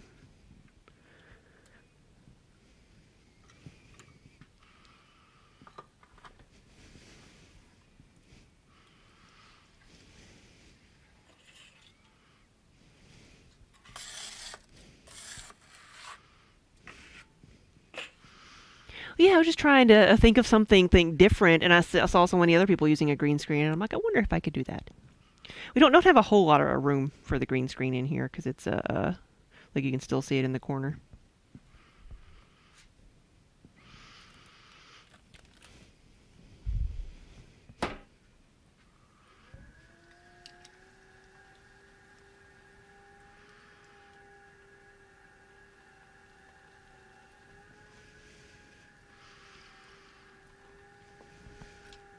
Oh, thank you, Chard.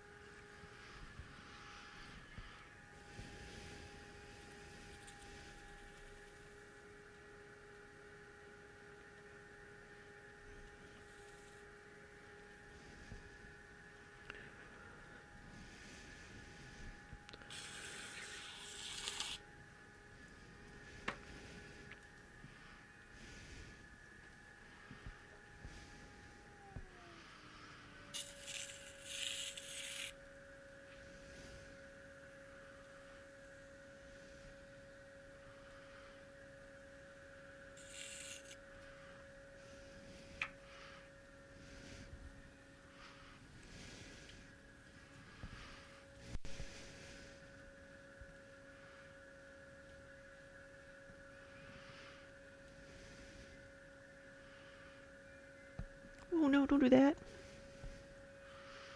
It's trying to be a picture.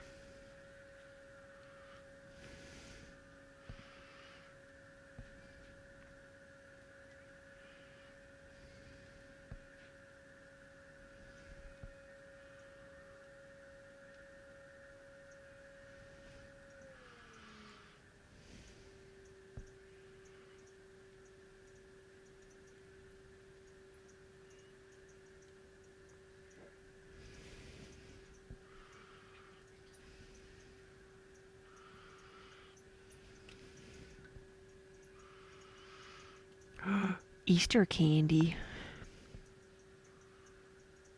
What leftover Easter candy do you have? Any Reese peanut butter cups? Peanut butter eggs?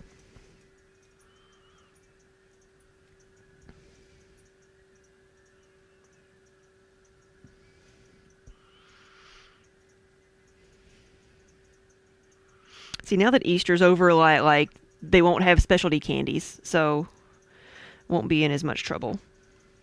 Because at Christmas they have Reese peanut butter trees, and then at Valentine's Day they have hearts, and Easter they have eggs.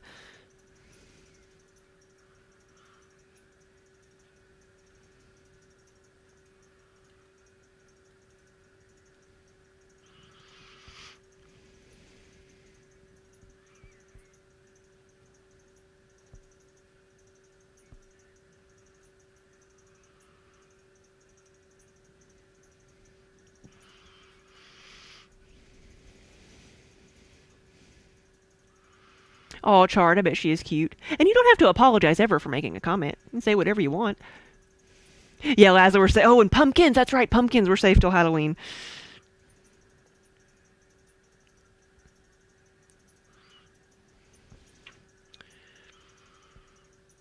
Now, we do have a Discord channel.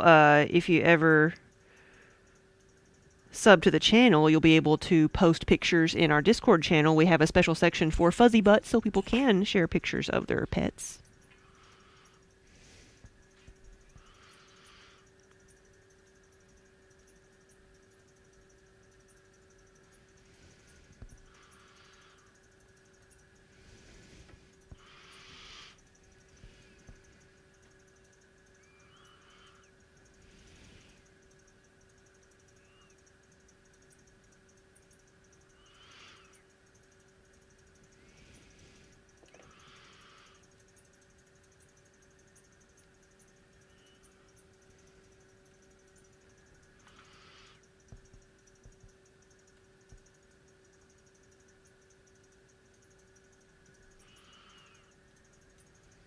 Okay. So this one's going to be swirly now that I finally got it together. You have a peanut butter chocolate fudge recipe that tastes like Reese's what? I know, I love peanut butter fudge. Peanut butter fudge is epic, especially if it's made with the little Reese's like peanut butter chips. Do you have to be a sub to join the Discord? You can view some of the things in Discord, but you have to be a sub to post in it.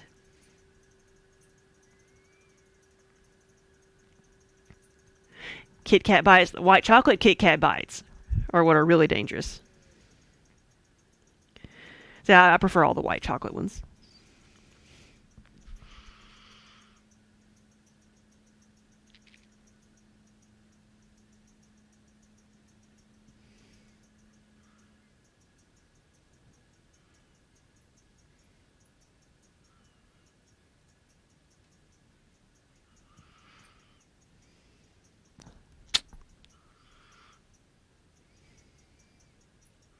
I have to redo this lip.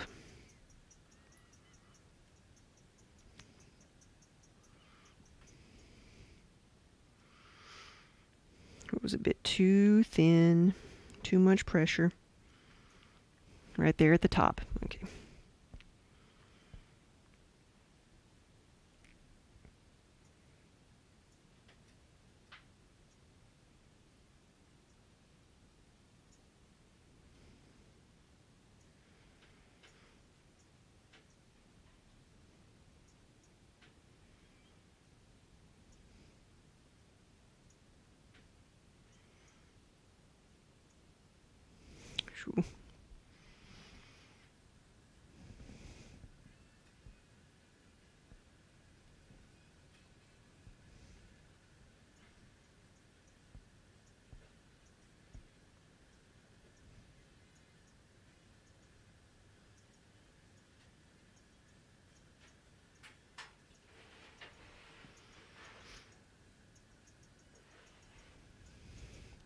Okay.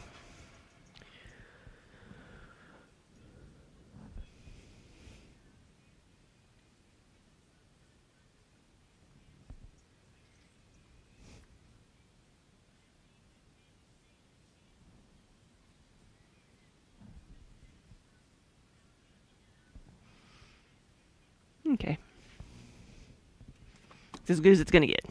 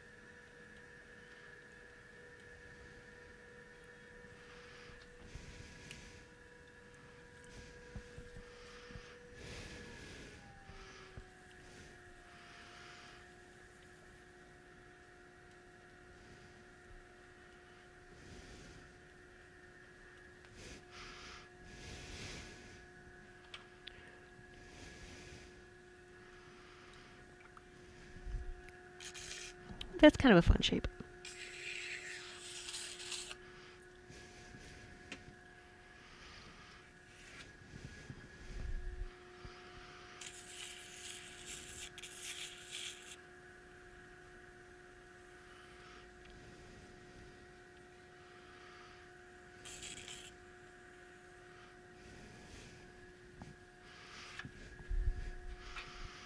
But welcome to the studio, everybody.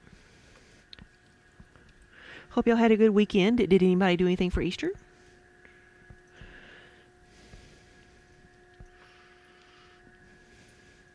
Like, for some reason, we were able to get all of our cousins on my mom's side of the family, were the ones we all grew up together down in Tennessee. Everybody was just able to come in for a holiday, and so we had all of us together for the first time in many, many years.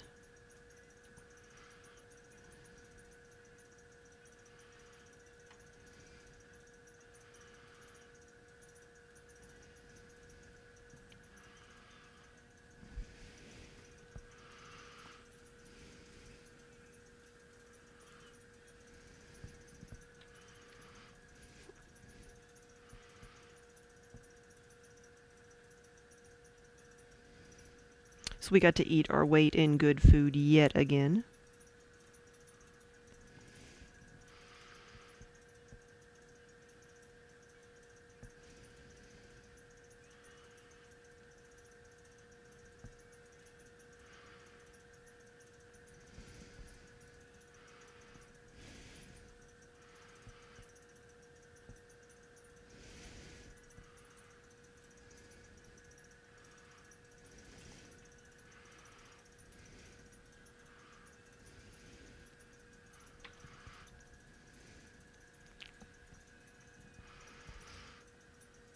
Yeah, you don't really leave your room except to eat and stuff, yeah? I understand.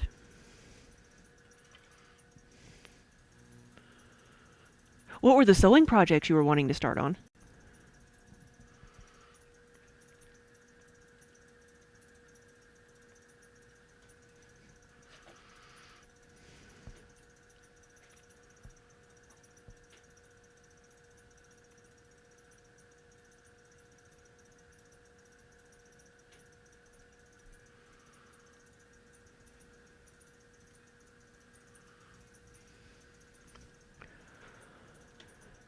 Oh, the plushies, is that what you're working on? You had said you had wanted to start repairing clothes, too.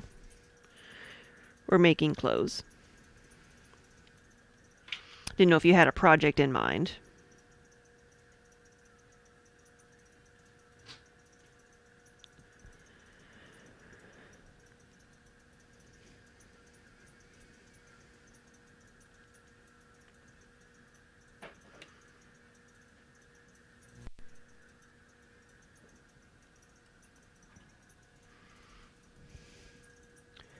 You and your daughter went to a tulip festival. Oh, I bet that was pretty. I hope you had good weather for it.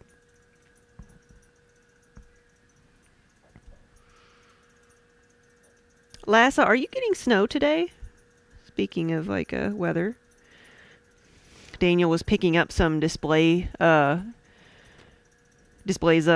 shelves, and up in Ohio today, and he said the entire state of Ohio he's been snowed on.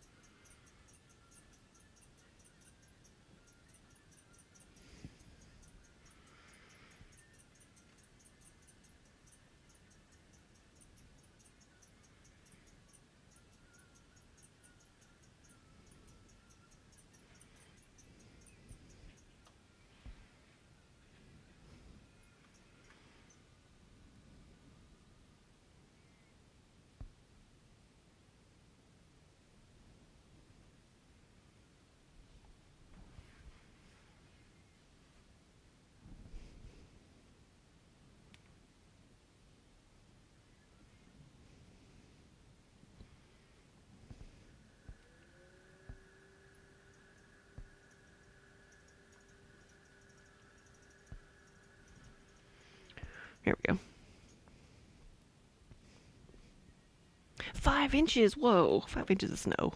That's crazy. Yeah, and it'll be back in the 80s on Sunday. Yeah. That's why with Maryland coming up, they say it could snow. Be prepared for any weather.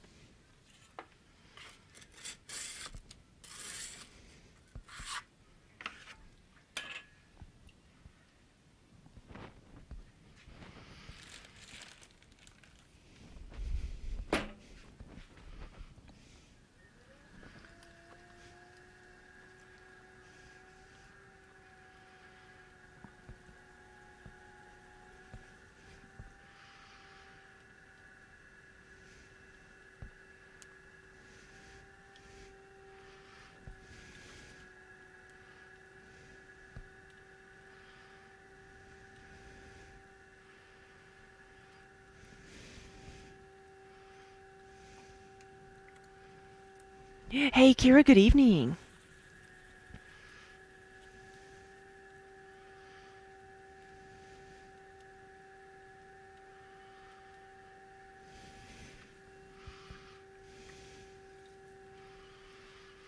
About 5 years ago, you had snowflakes flying in the air the first week of June, and that is odd. Yes, you just saw the new Batman movie. Nice.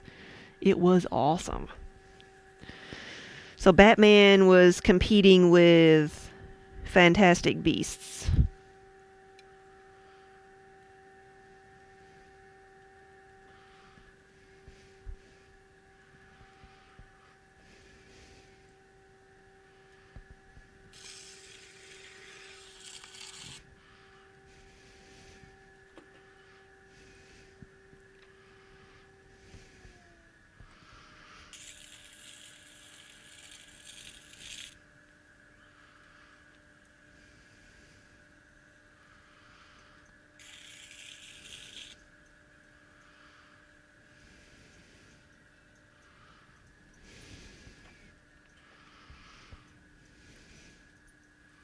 No, I haven't seen a new Thor trailer.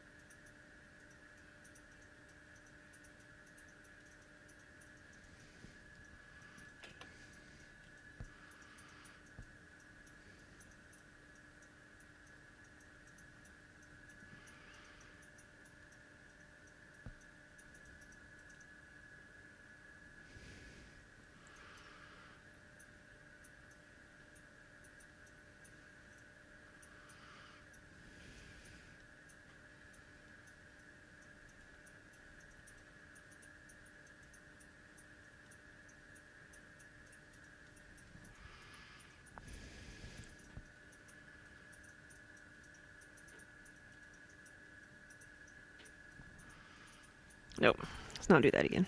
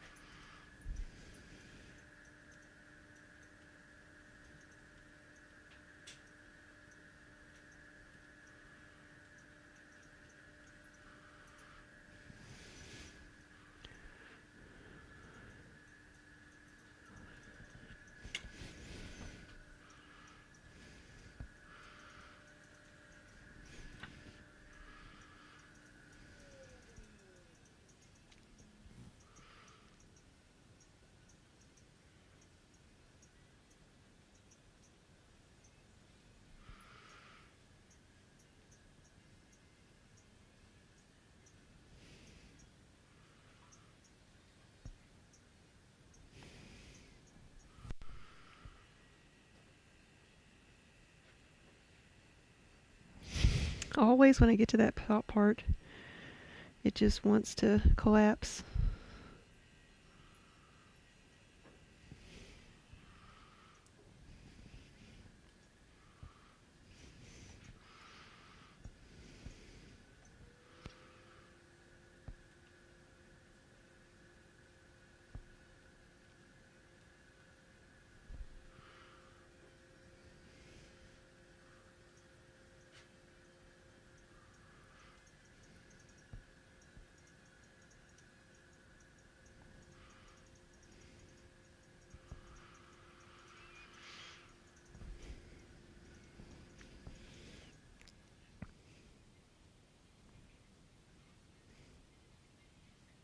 So you put up a Valentine's Day tree and then changed it to an Easter tree, and the cat discovered the glitter eggs a few days ago that were hanging on it, and now your house sparkles.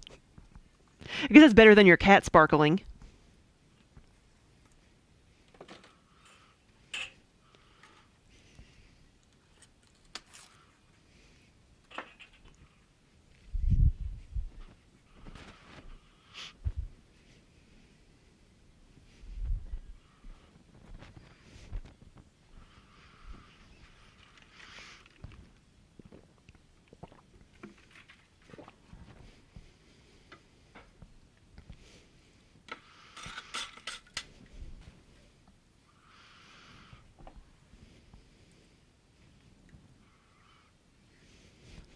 Cats are like vampires. They should not sparkle, right?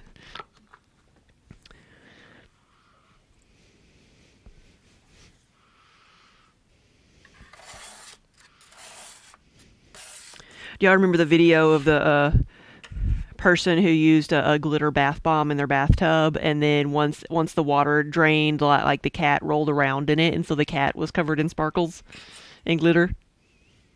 KB Fibers, thank you for the raid.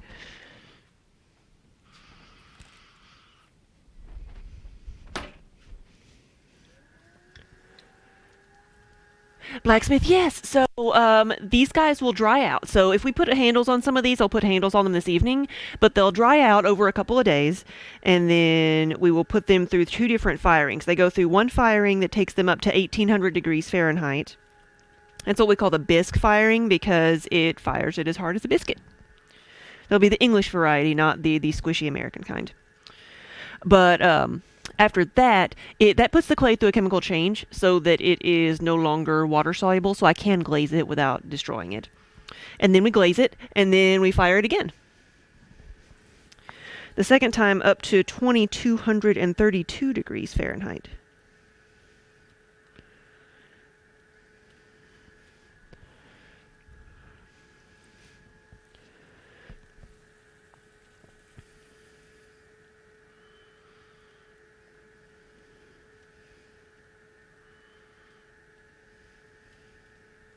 But yeah, this is the water-based clay that does need to be fired. It's part of what makes it useful for eating and drinking and cooking is that you can shape it into any shape you want and then fire it and turn it back into stone. That's why they call it stoneware. And so it will not leak or soak up water. And the heat is not going to, make it explode.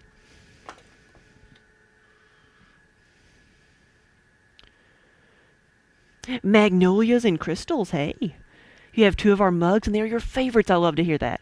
Never gets old. Need a lefty Slytherin for one of your friends? You can do that. You have to do it through the custom order tab on our website for left-handed things.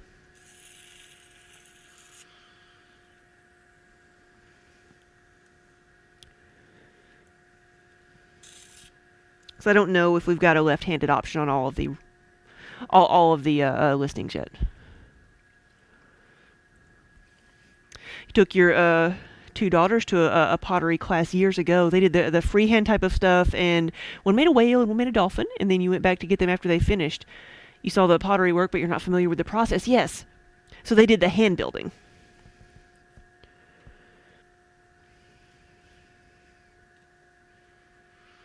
Yeah, that's the easiest thing to do with kids if you're, because kids usually just want to make something and paint it. Usually just paint something. So have them make a little sculpture and then paint it and then fire it later. Because the firing process, a lot of the process of working with clay is hurry up and wait.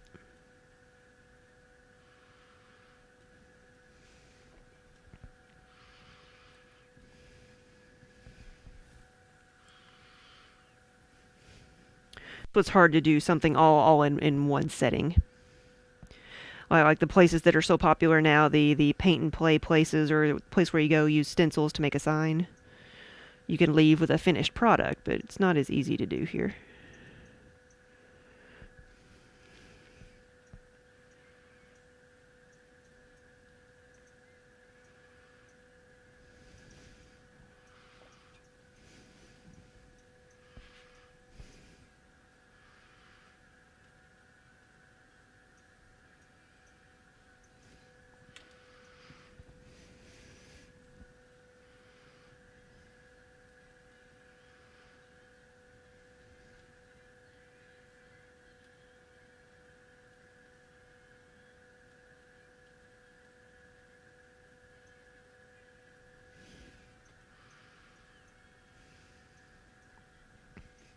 You know what? This needs to be a lotion bottle, not a... This one's going to be lotion. It doesn't have to have that neck on it.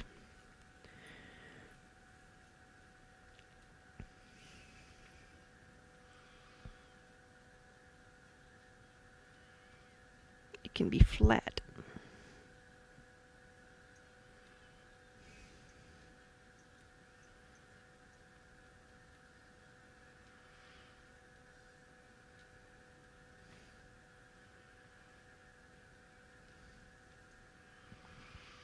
There we go. Bluesy, hello.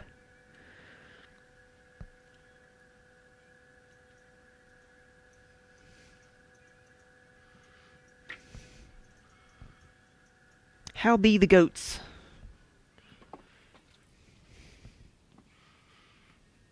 I saw what you did. Run in utter fear.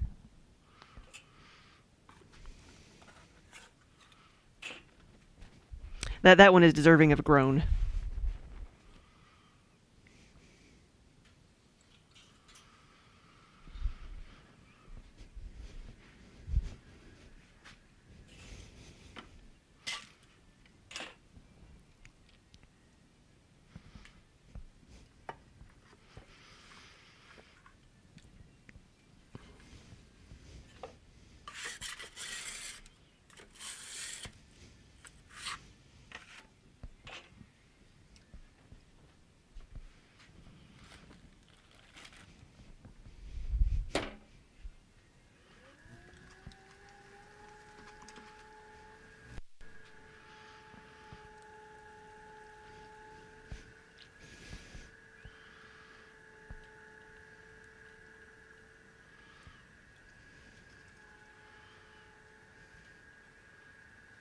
The goats are good? Yes.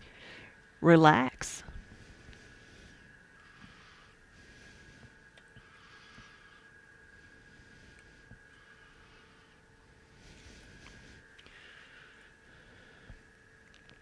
Take after Minnie over here.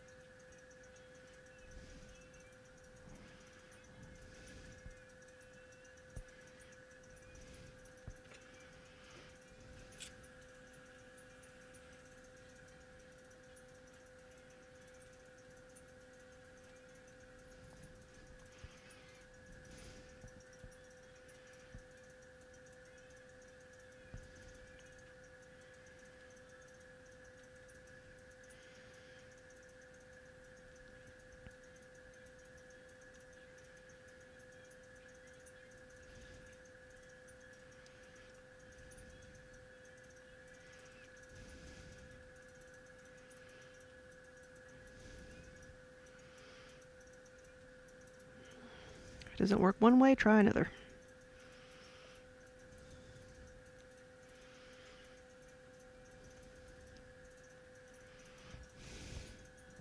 Food time. Have a good supper, Lassa.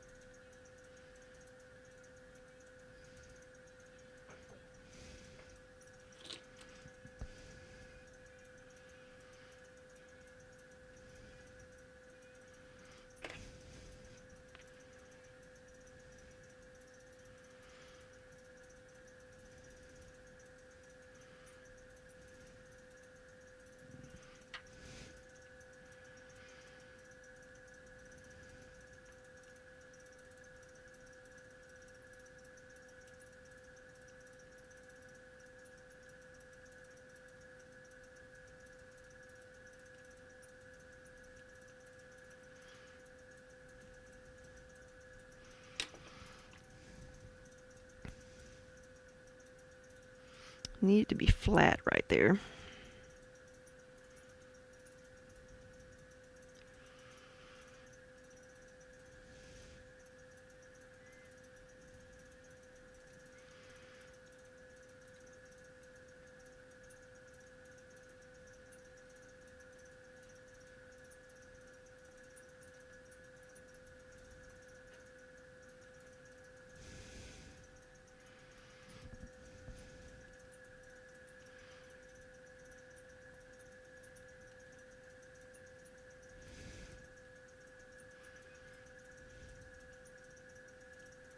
Okay.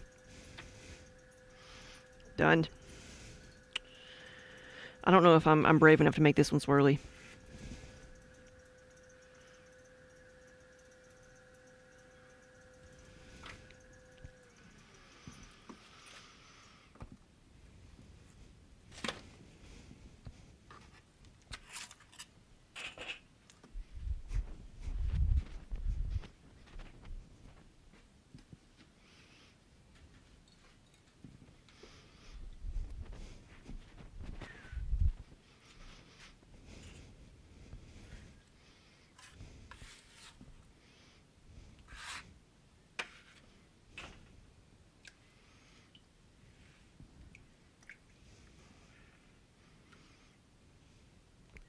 Hey, Yarnia. KB dragged you in here, and you're so happy that she did. Yes, welcome. Yeah, good afternoon, and happy Monday. Just have to keep reminding myself what day it is, or else I'd forget. These guys are going to be lotion pumps, so I needed like a flat ridge around the top so I can glue a collar on so you like screw a pump on.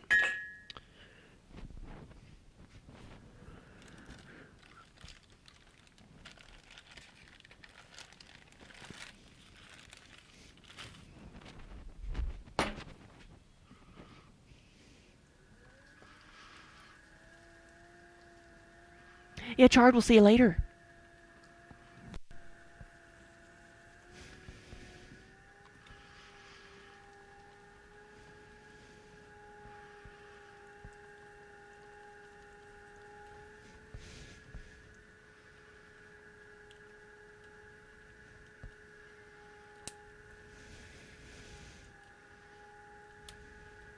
Whoops.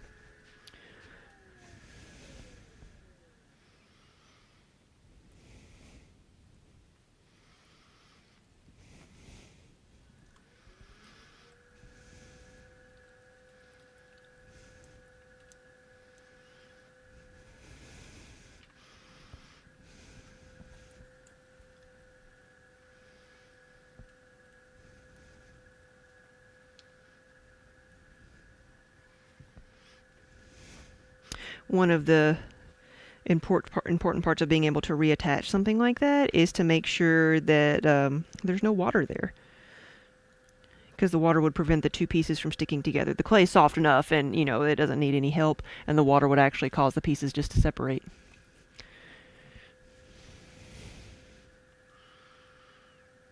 Okay, we have our volcano shape. Speed that up a little bit.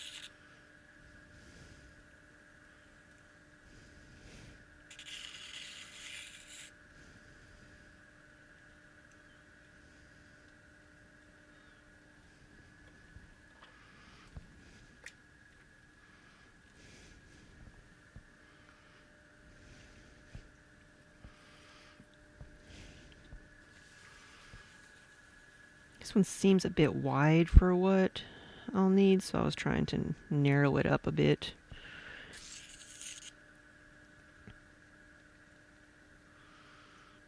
Here we go.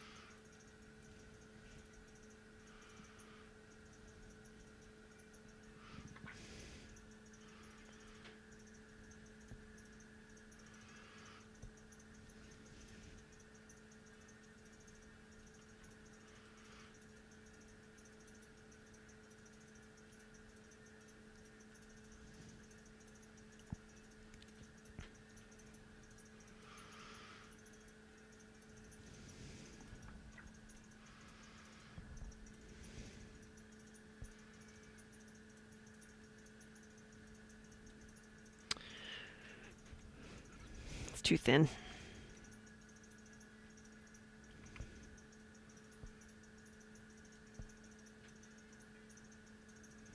It's like I saved it from falling apart, but now I guess I stretched it out too thin. It's not that curve is not wanting to support itself, and that's always the part that I mess up when making bottles, and that's the challenge, is getting it to remembering and planning enough to leave that extra little bit of clay.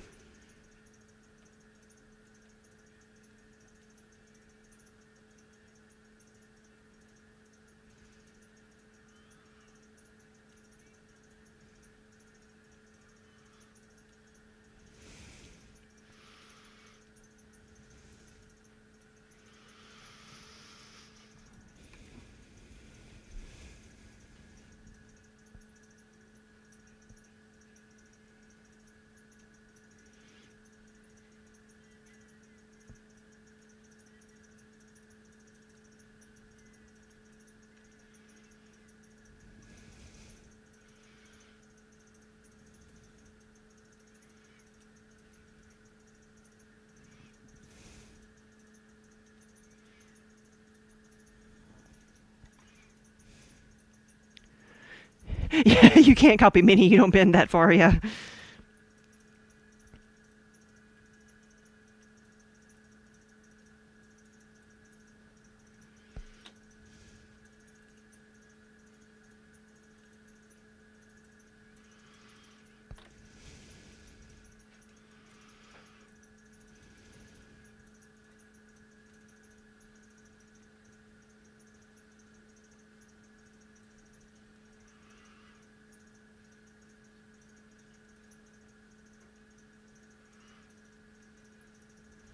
There we go.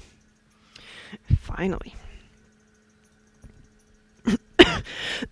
Sorry, guys.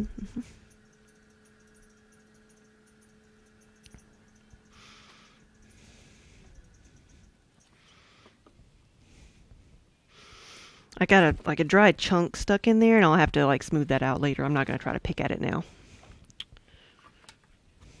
So I got to pay more attention when I'm doing these. So I'm really struggling to get that lip closed.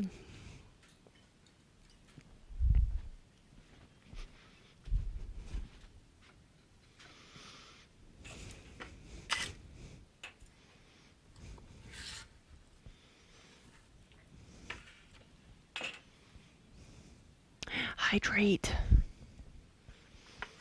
Thank you for the reminder.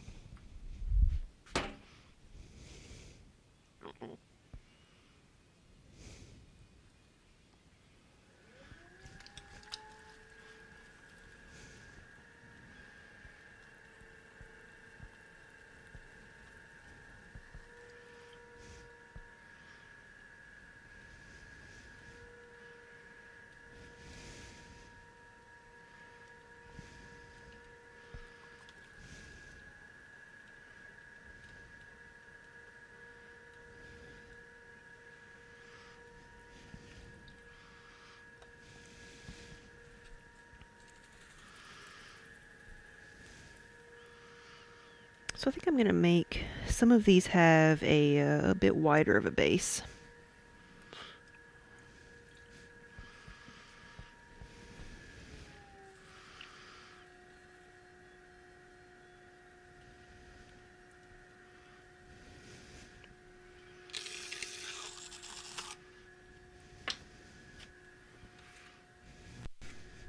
Now it's looking like a milk jug.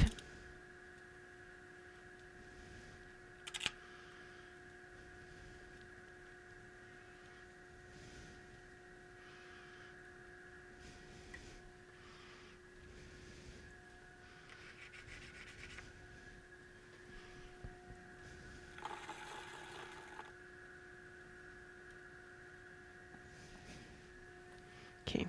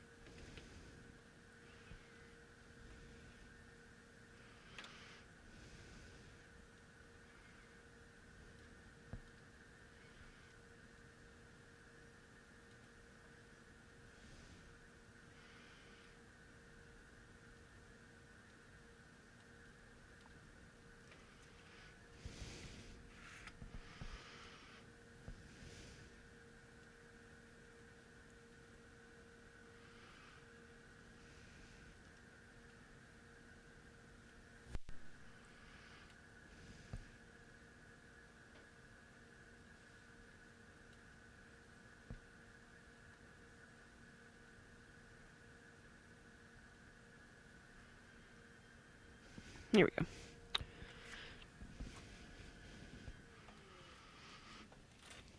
That one's a little bit easier.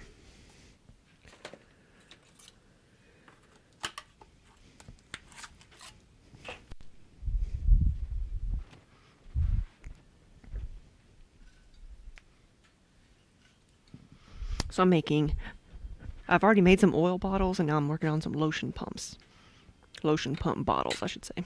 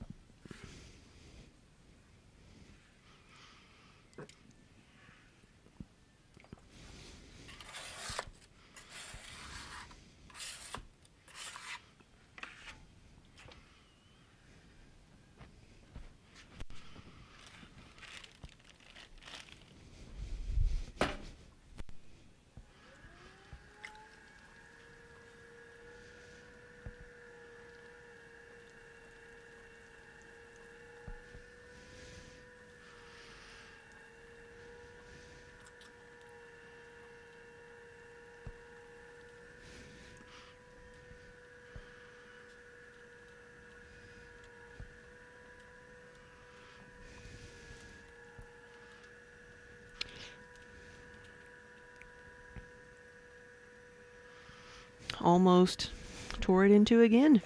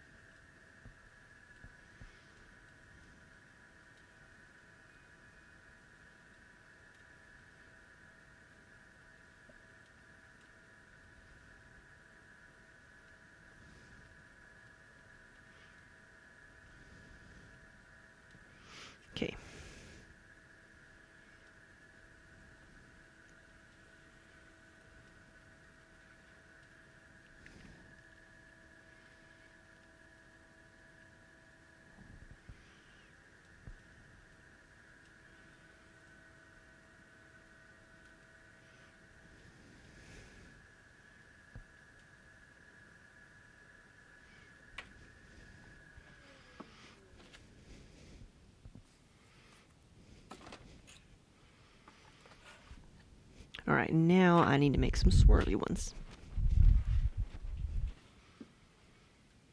Which are going to be the exact same thing except swirly.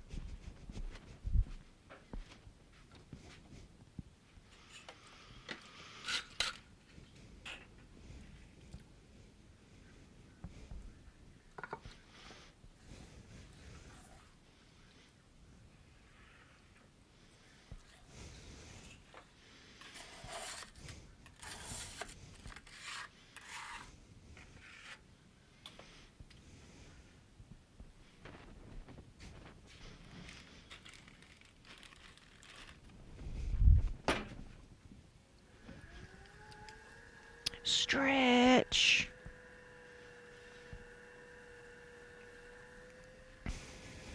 Time to take care of the streamer Tamagotchi. Yes.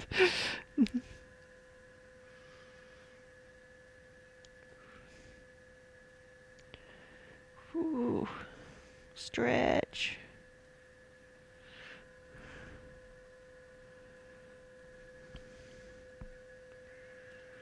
Ooh, I can feel it.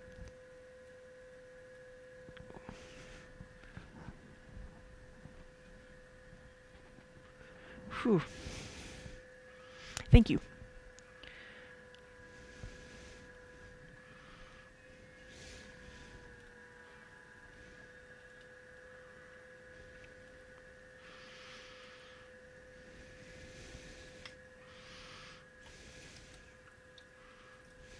So you'd probably be wearing whatever you tried to make. Well, I'm wearing quite a bit of it.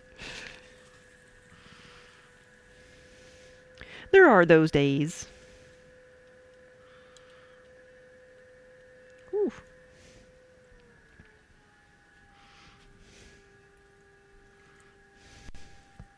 Yeah, as a blacksmith, it's probably a little bit more dangerous if you start wearing your materials. If they come flying and hit you in the face, it's probably a bit more dangerous.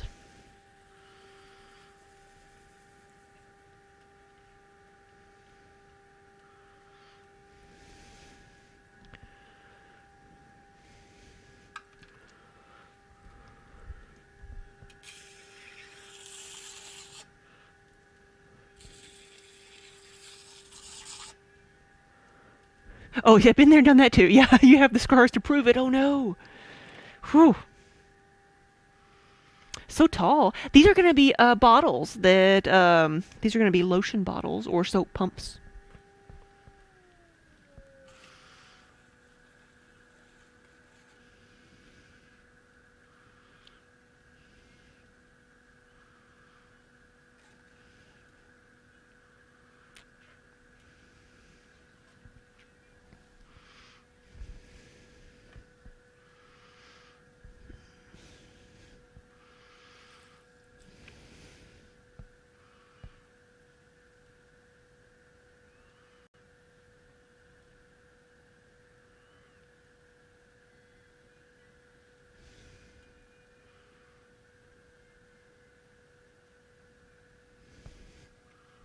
This is the most wonderfully creepy song. Can y'all hear it?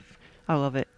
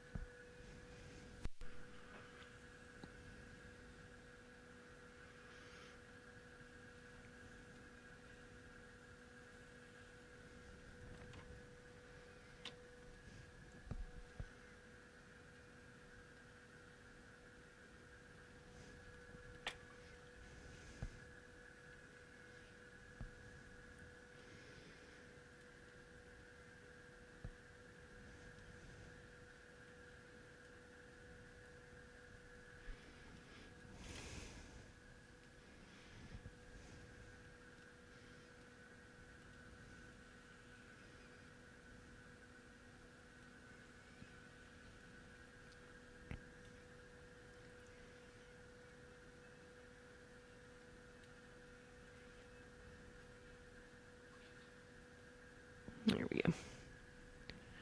And then I'm going to make it swirly.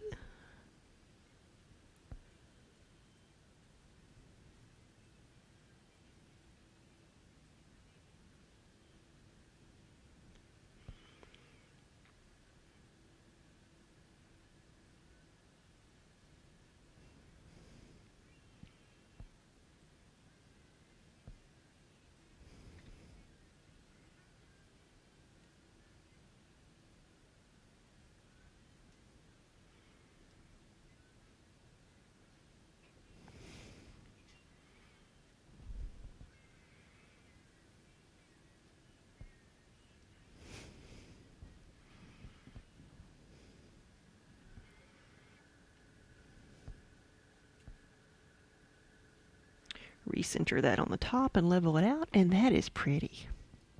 I like that.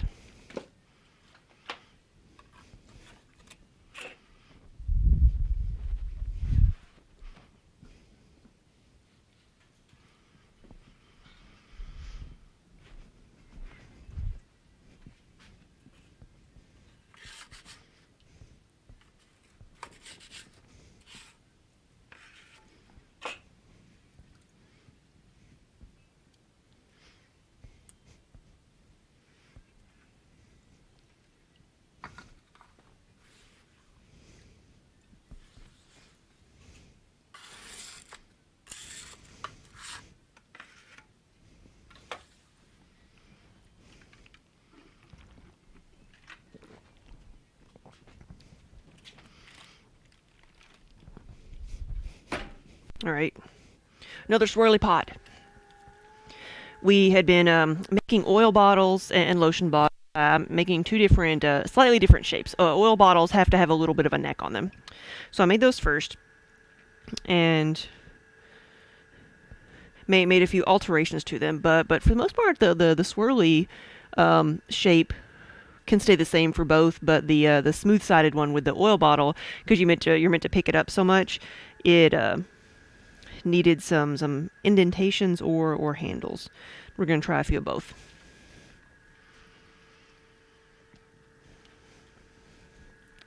And then with this amount of clay, I can also make some coffee pour-overs.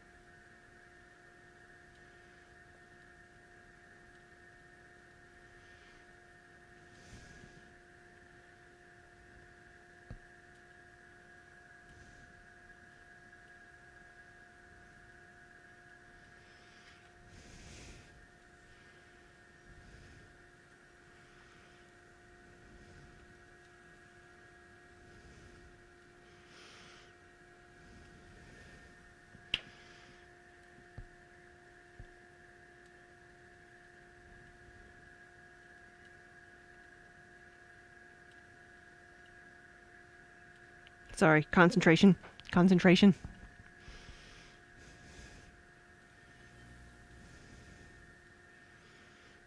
There we go.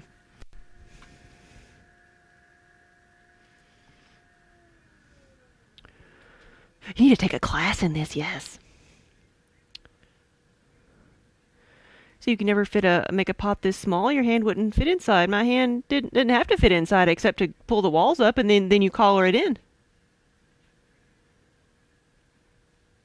Combine the crafts. Yes. No, one of the best tools that I have, it's covered in clay right now, but it is a forged hook.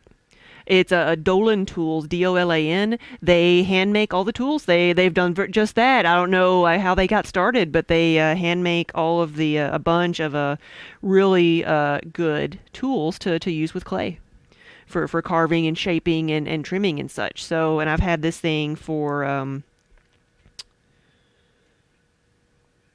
7 years. I've had this thing, and I've not had to sharpen it or anything. I can't really say it's deteriorated all that much. And I've used it, every time I throw. So it can be done. There's all kinds of things you can make to help you, make marks on the pots and such.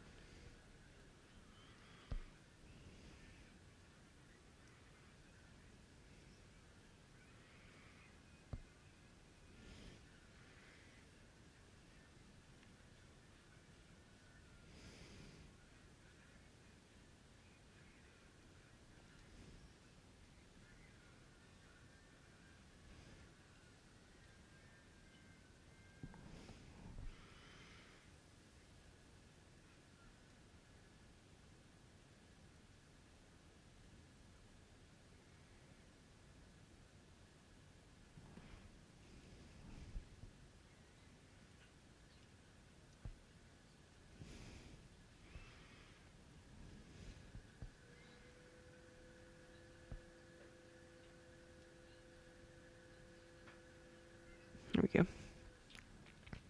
You like that? Yeah, you watch some woodcarver streamers and you'd like to forge some carving knives just to see if you can. Yeah.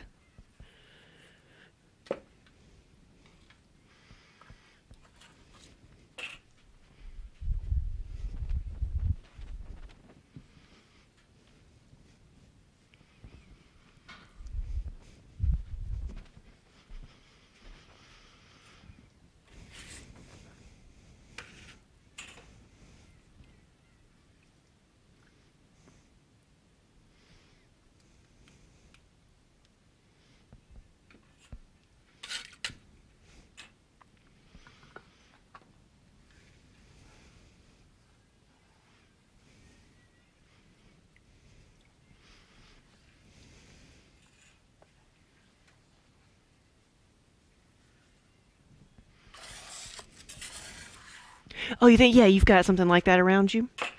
Hopefully it's still operational.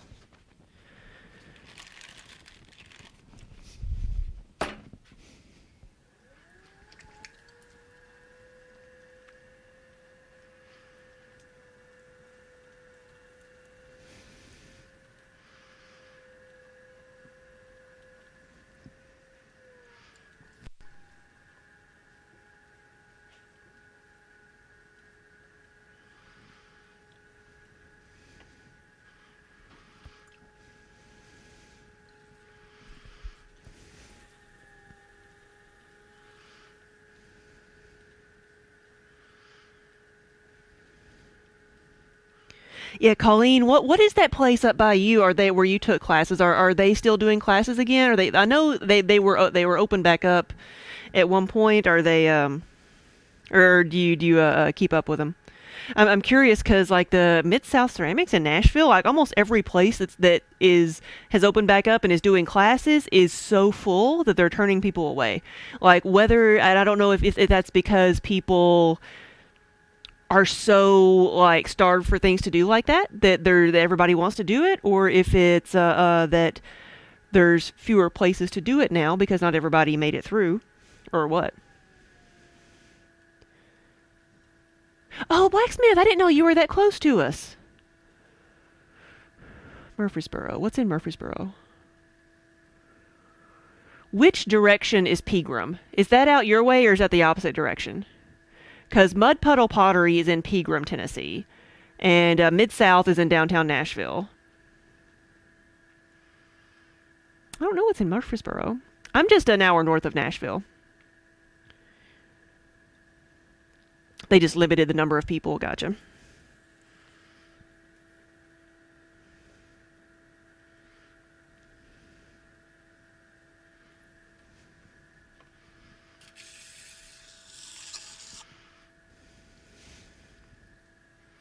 Southeast of Murfreesboro. Okay.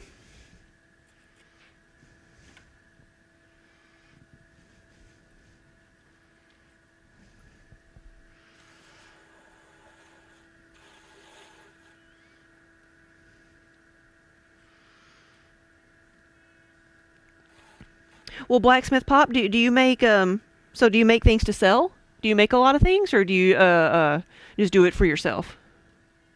Yep. You know where that's where everybody is now. It's where my brother moved to. Actually, like the same neighborhood as Lindsay. Seriously, the same exit where you get off.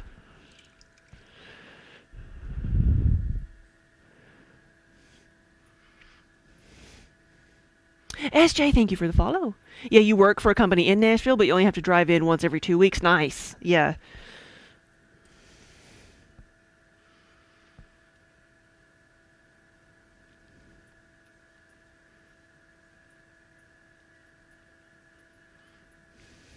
So much more convenient that way. Colleen, did you look at her videos? She's doing something. She's talking about like a retail space, or it may be a bigger production facility, something like that.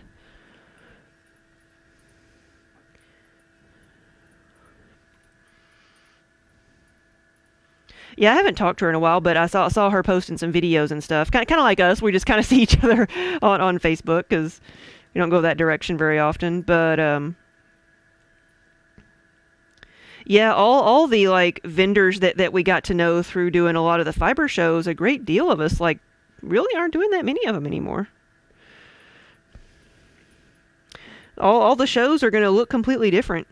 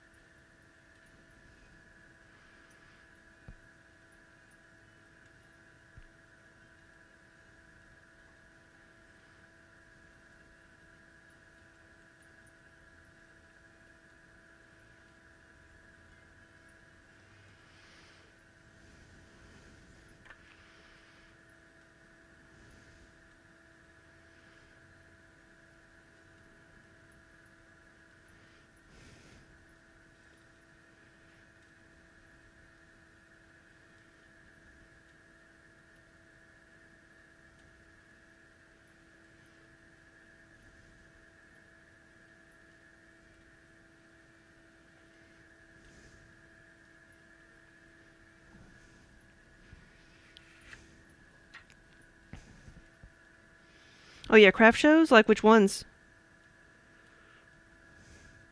Since we're in the same area, I'm wondering if we do the same shows.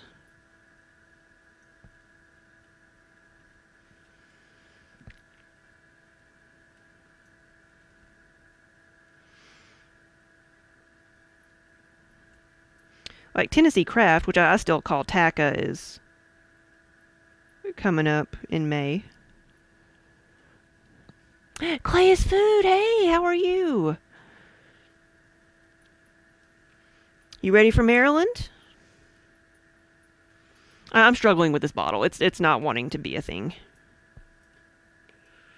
It's wanting to be wonky. I guess it'll do. Studio S pottery. I've not heard of that one.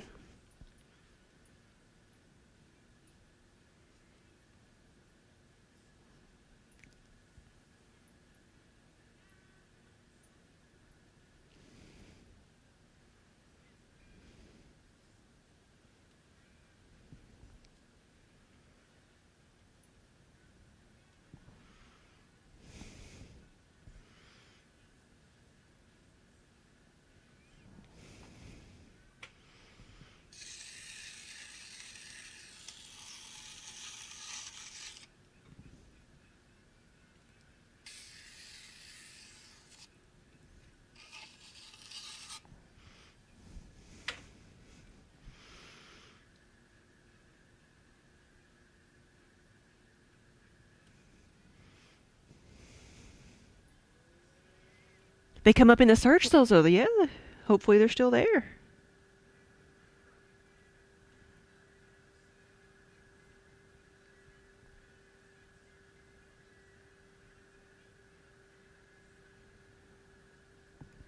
Okay.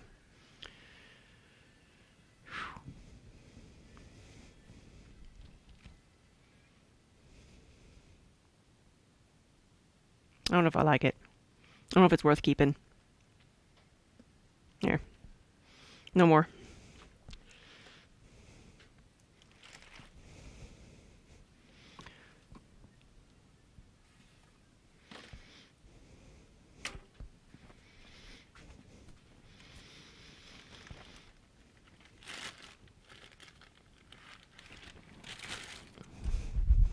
Alright, this one will be better. Claytality.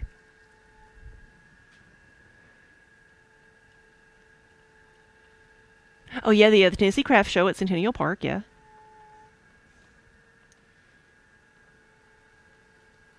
Ooh, that would have been fun. Doing the demos.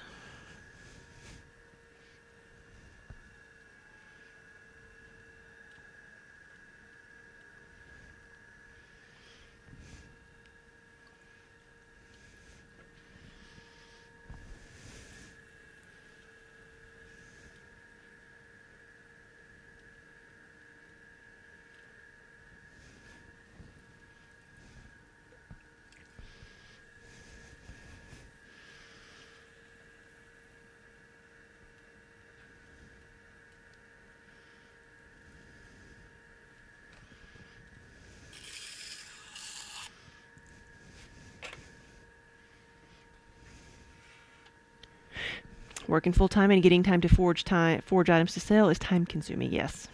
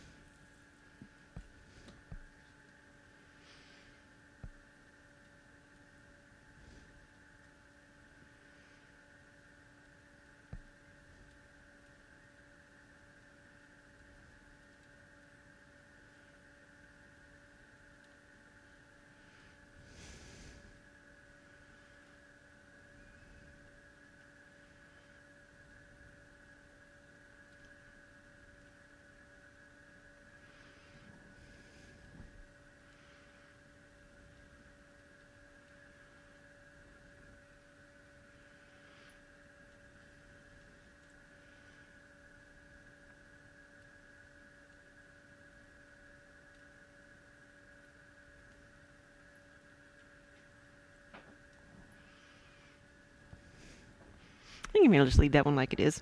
I think it looks better than it being swirly.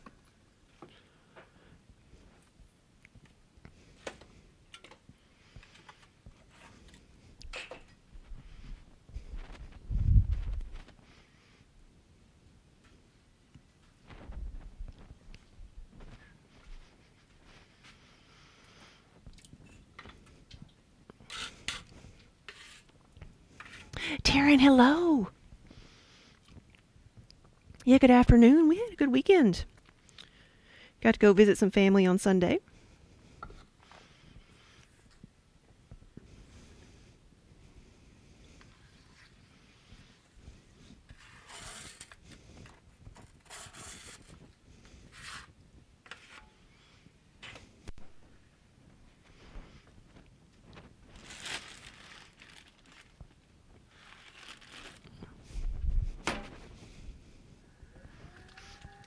Okay, I'll do 2 more of these.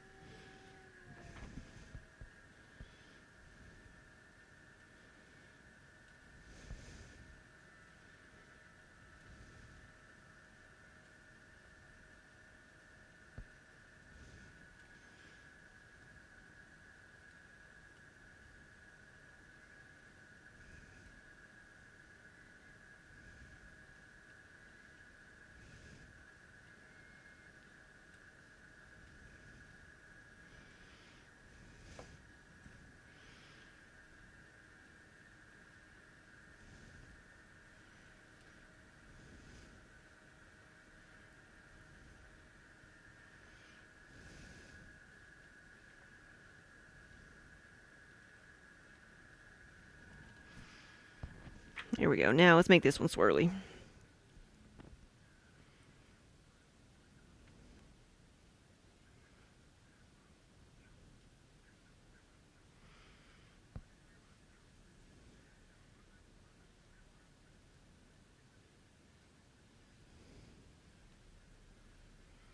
At one point, there's a point where you have to switch from putting pressure from the side to putting pressure a little bit downward pressure from the top. There we go.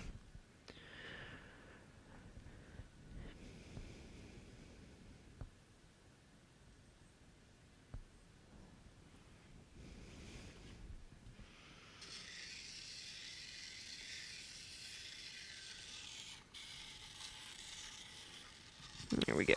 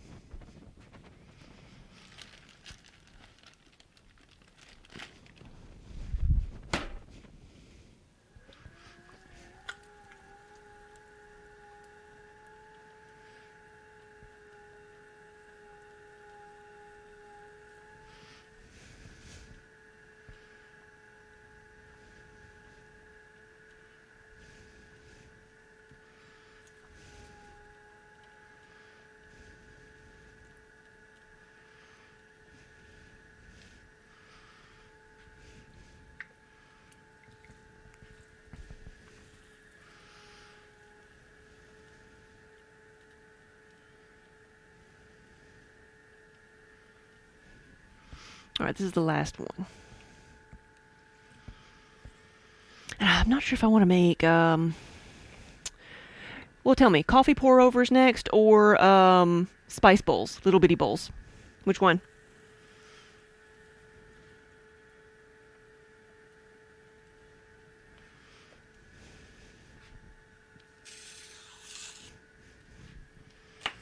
What should I make after this one?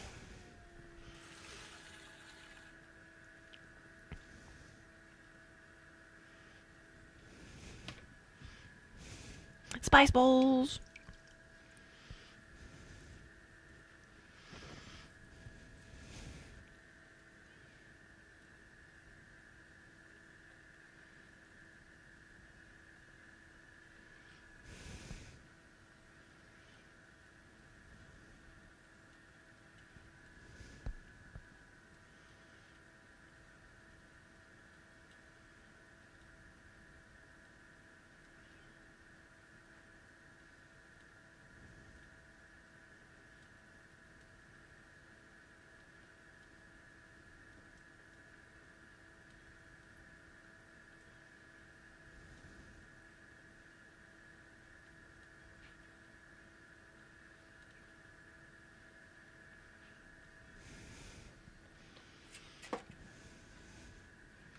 What is a spice bowl? It is just it's a itty bitty bowl. It's a maybe a 3 to 4 inch wide, like shallow bowl, maybe an inch and a half tall.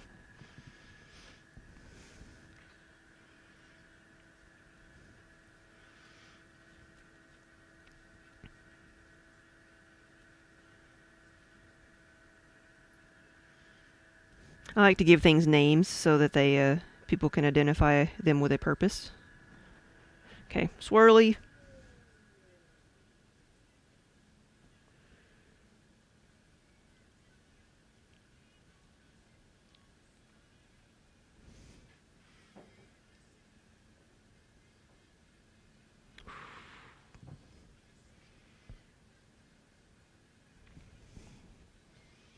Whew. That one almost collapsed.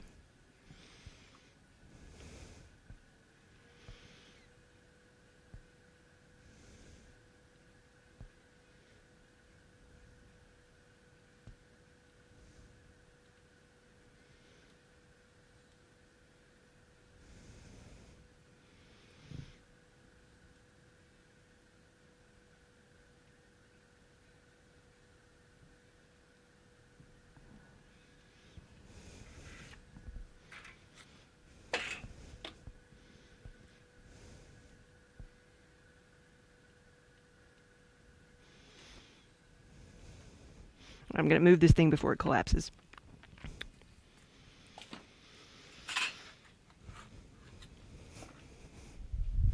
Whew.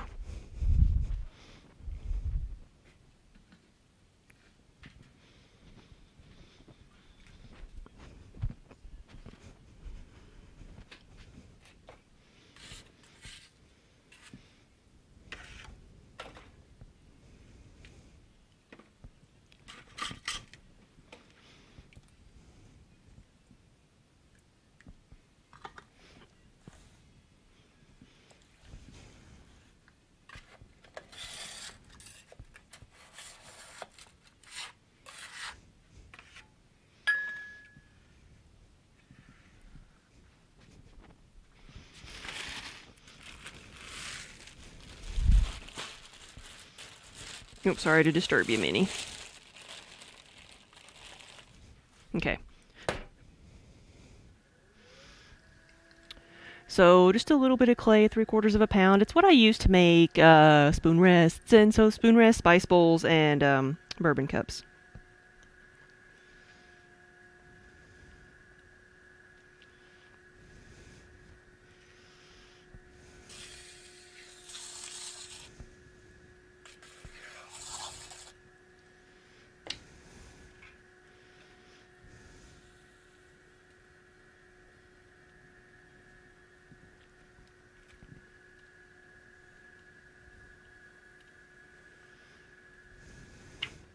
That's it.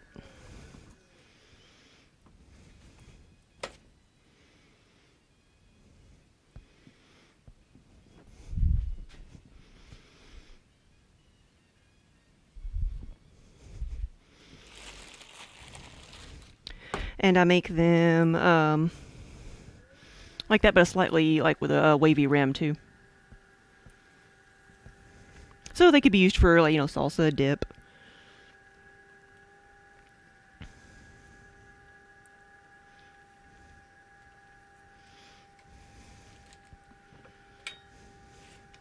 Or for separating out ingredients when you're cooking.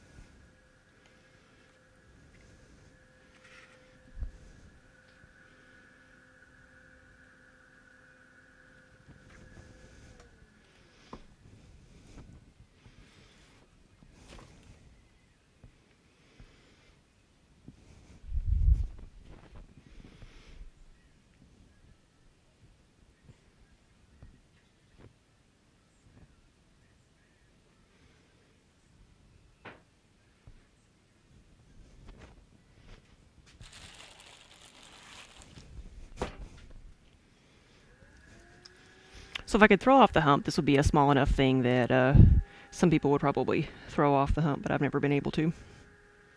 Also, never tried very hard. But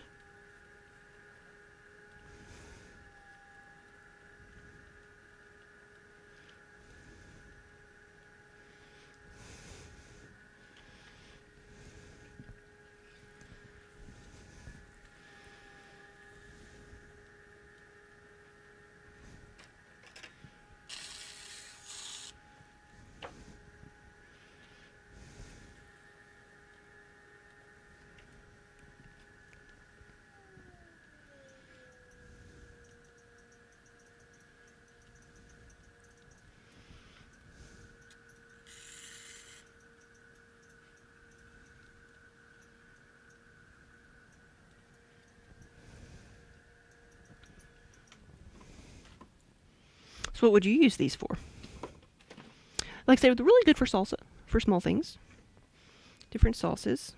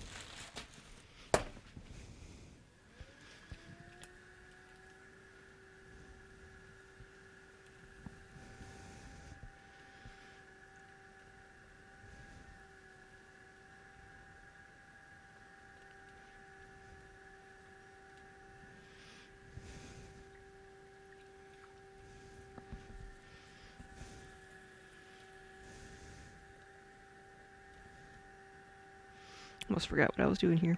Need to spread out this way.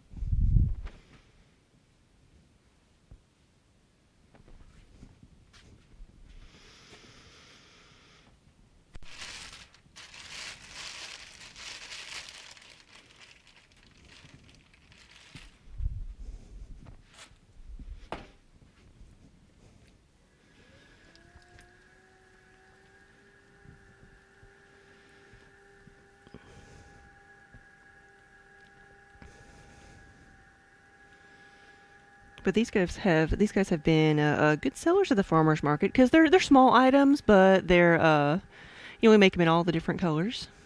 So it's a good add-on or just a small thing if somebody just wants doesn't have a lot of room and such.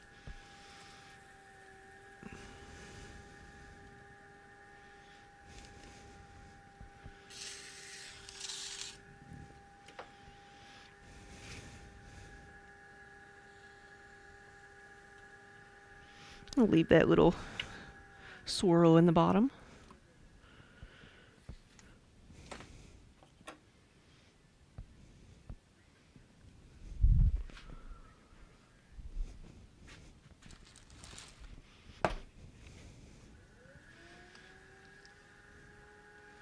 Hey, knitter girl.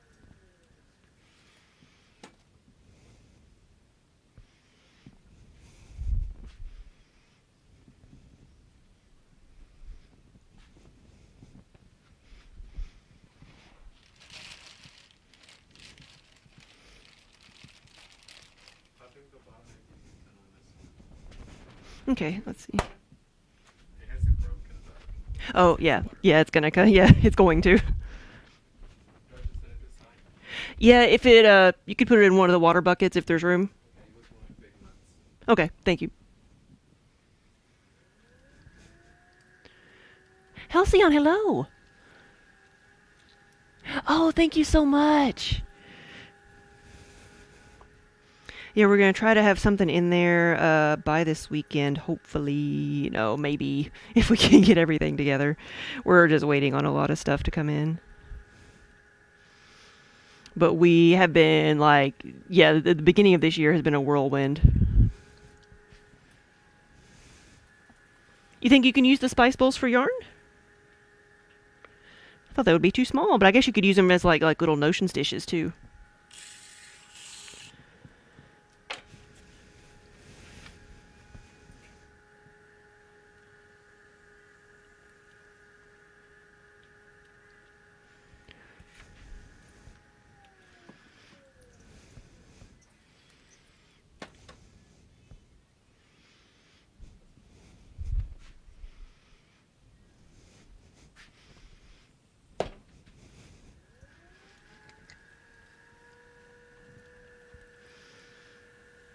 Yeah, we're opening up a just a brick and mortar location focusing on handmade crafts. We're going to carry our things and then have a lot of other people that we've known over the years that do sell handmade products, bringing them all together in downtown Nashville, since that's where we've been doing the farmers market for the past year.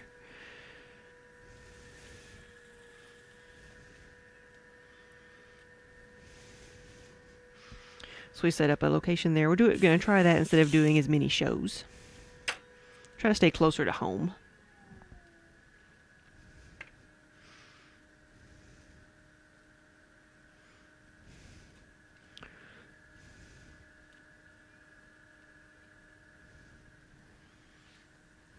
An itty bitty ball of yarn.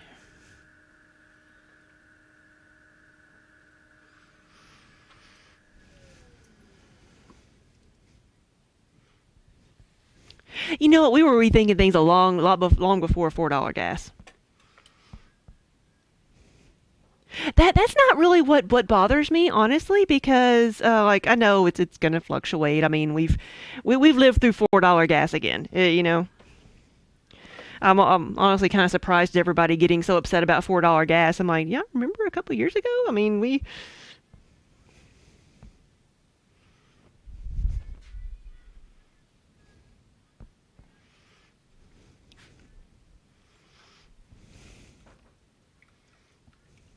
yeah, COVID was the game changer.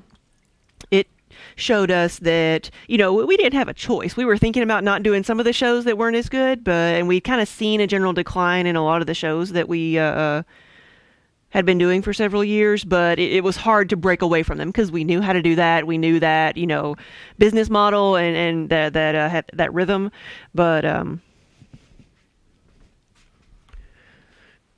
when we didn't have a choice. We had to make a change and realize that we could just not do shows. We didn't have to. Some are definitely worth doing, but a lot of them, we're not anymore. Bamboo, thank you for the follow. That's what I was saying earlier. It's like a lot of the people that we met through doing the show circuit, like a lot of the businesses that were like there every single time are, it's like, no, we don't need this anymore. People have found different ways.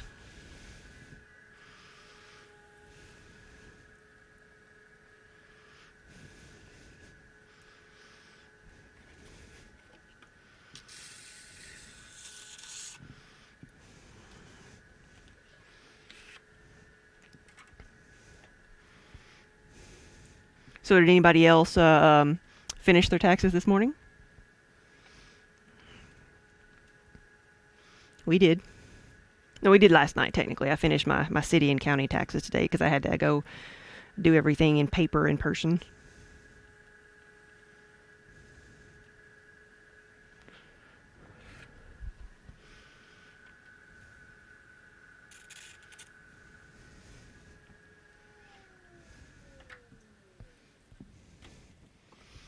And I will say, for the first time in many, many, many years, we have a return. We actually are getting some money back. A whole $9. Did I just cut my thumb? Oh, I just cut my thumb. It's a paper cut. Yeah, it like this thing, the metal rib of death. It got me. It got me.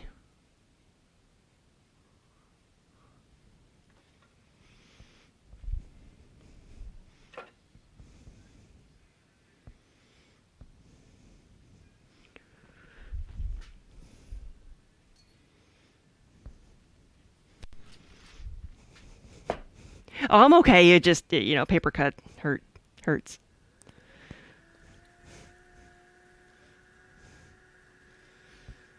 It's okay. I packed it with clay. It's good. We're good. Actually, somebody told me that like ball clay is in like first aid kits for whatever they use as clotting agents in first aid kits. I had never heard that before. A drop of blood in every pot. Do you bleed for your work? For your art?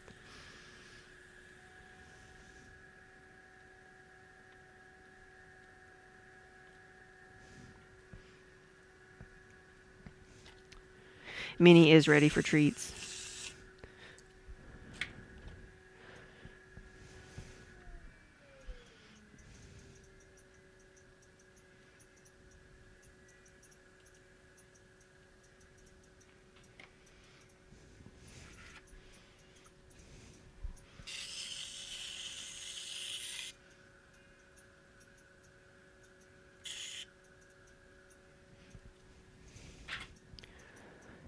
Yeah, kaolin, that's ball clay. Is used as a clotting agent.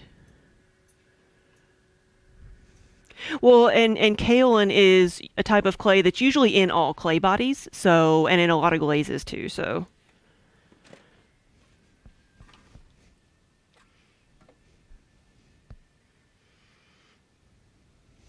we're still stuck. There we go.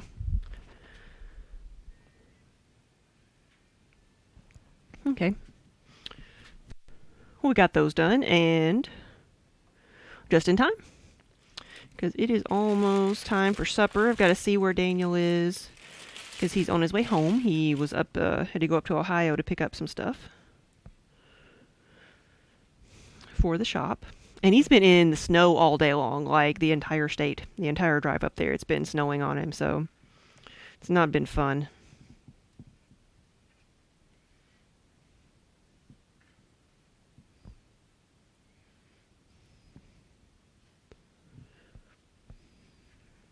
So, guys, thank you for watching.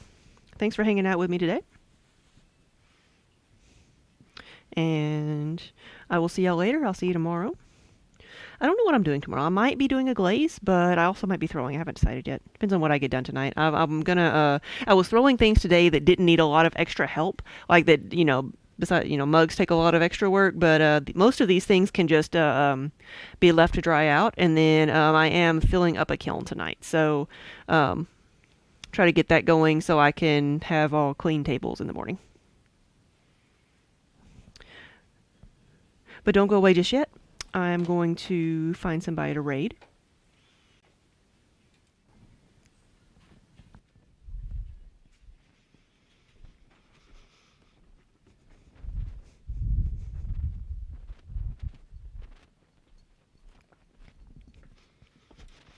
Meanie was waiting on me.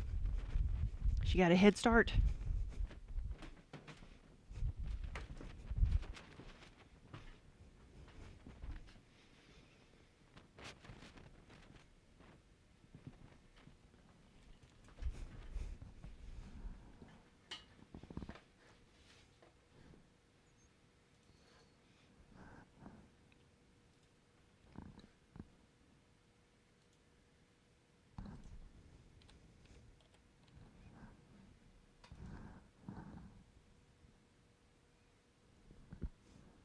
Hey, Lilac, yes, we're done for the day.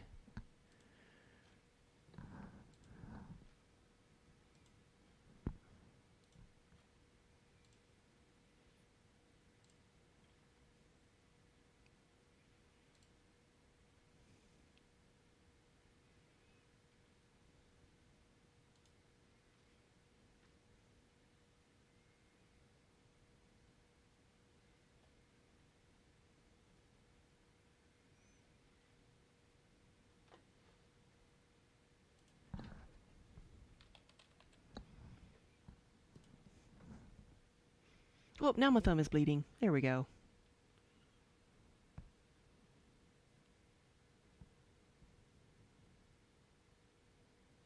The cat is a lie. I'm intrigued by this name.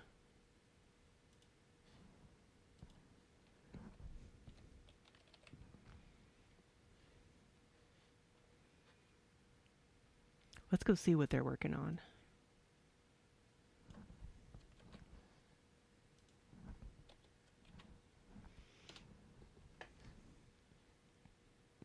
Looks like some embroidery work. All right, guys. Have a wonderful evening, and I will see y'all later.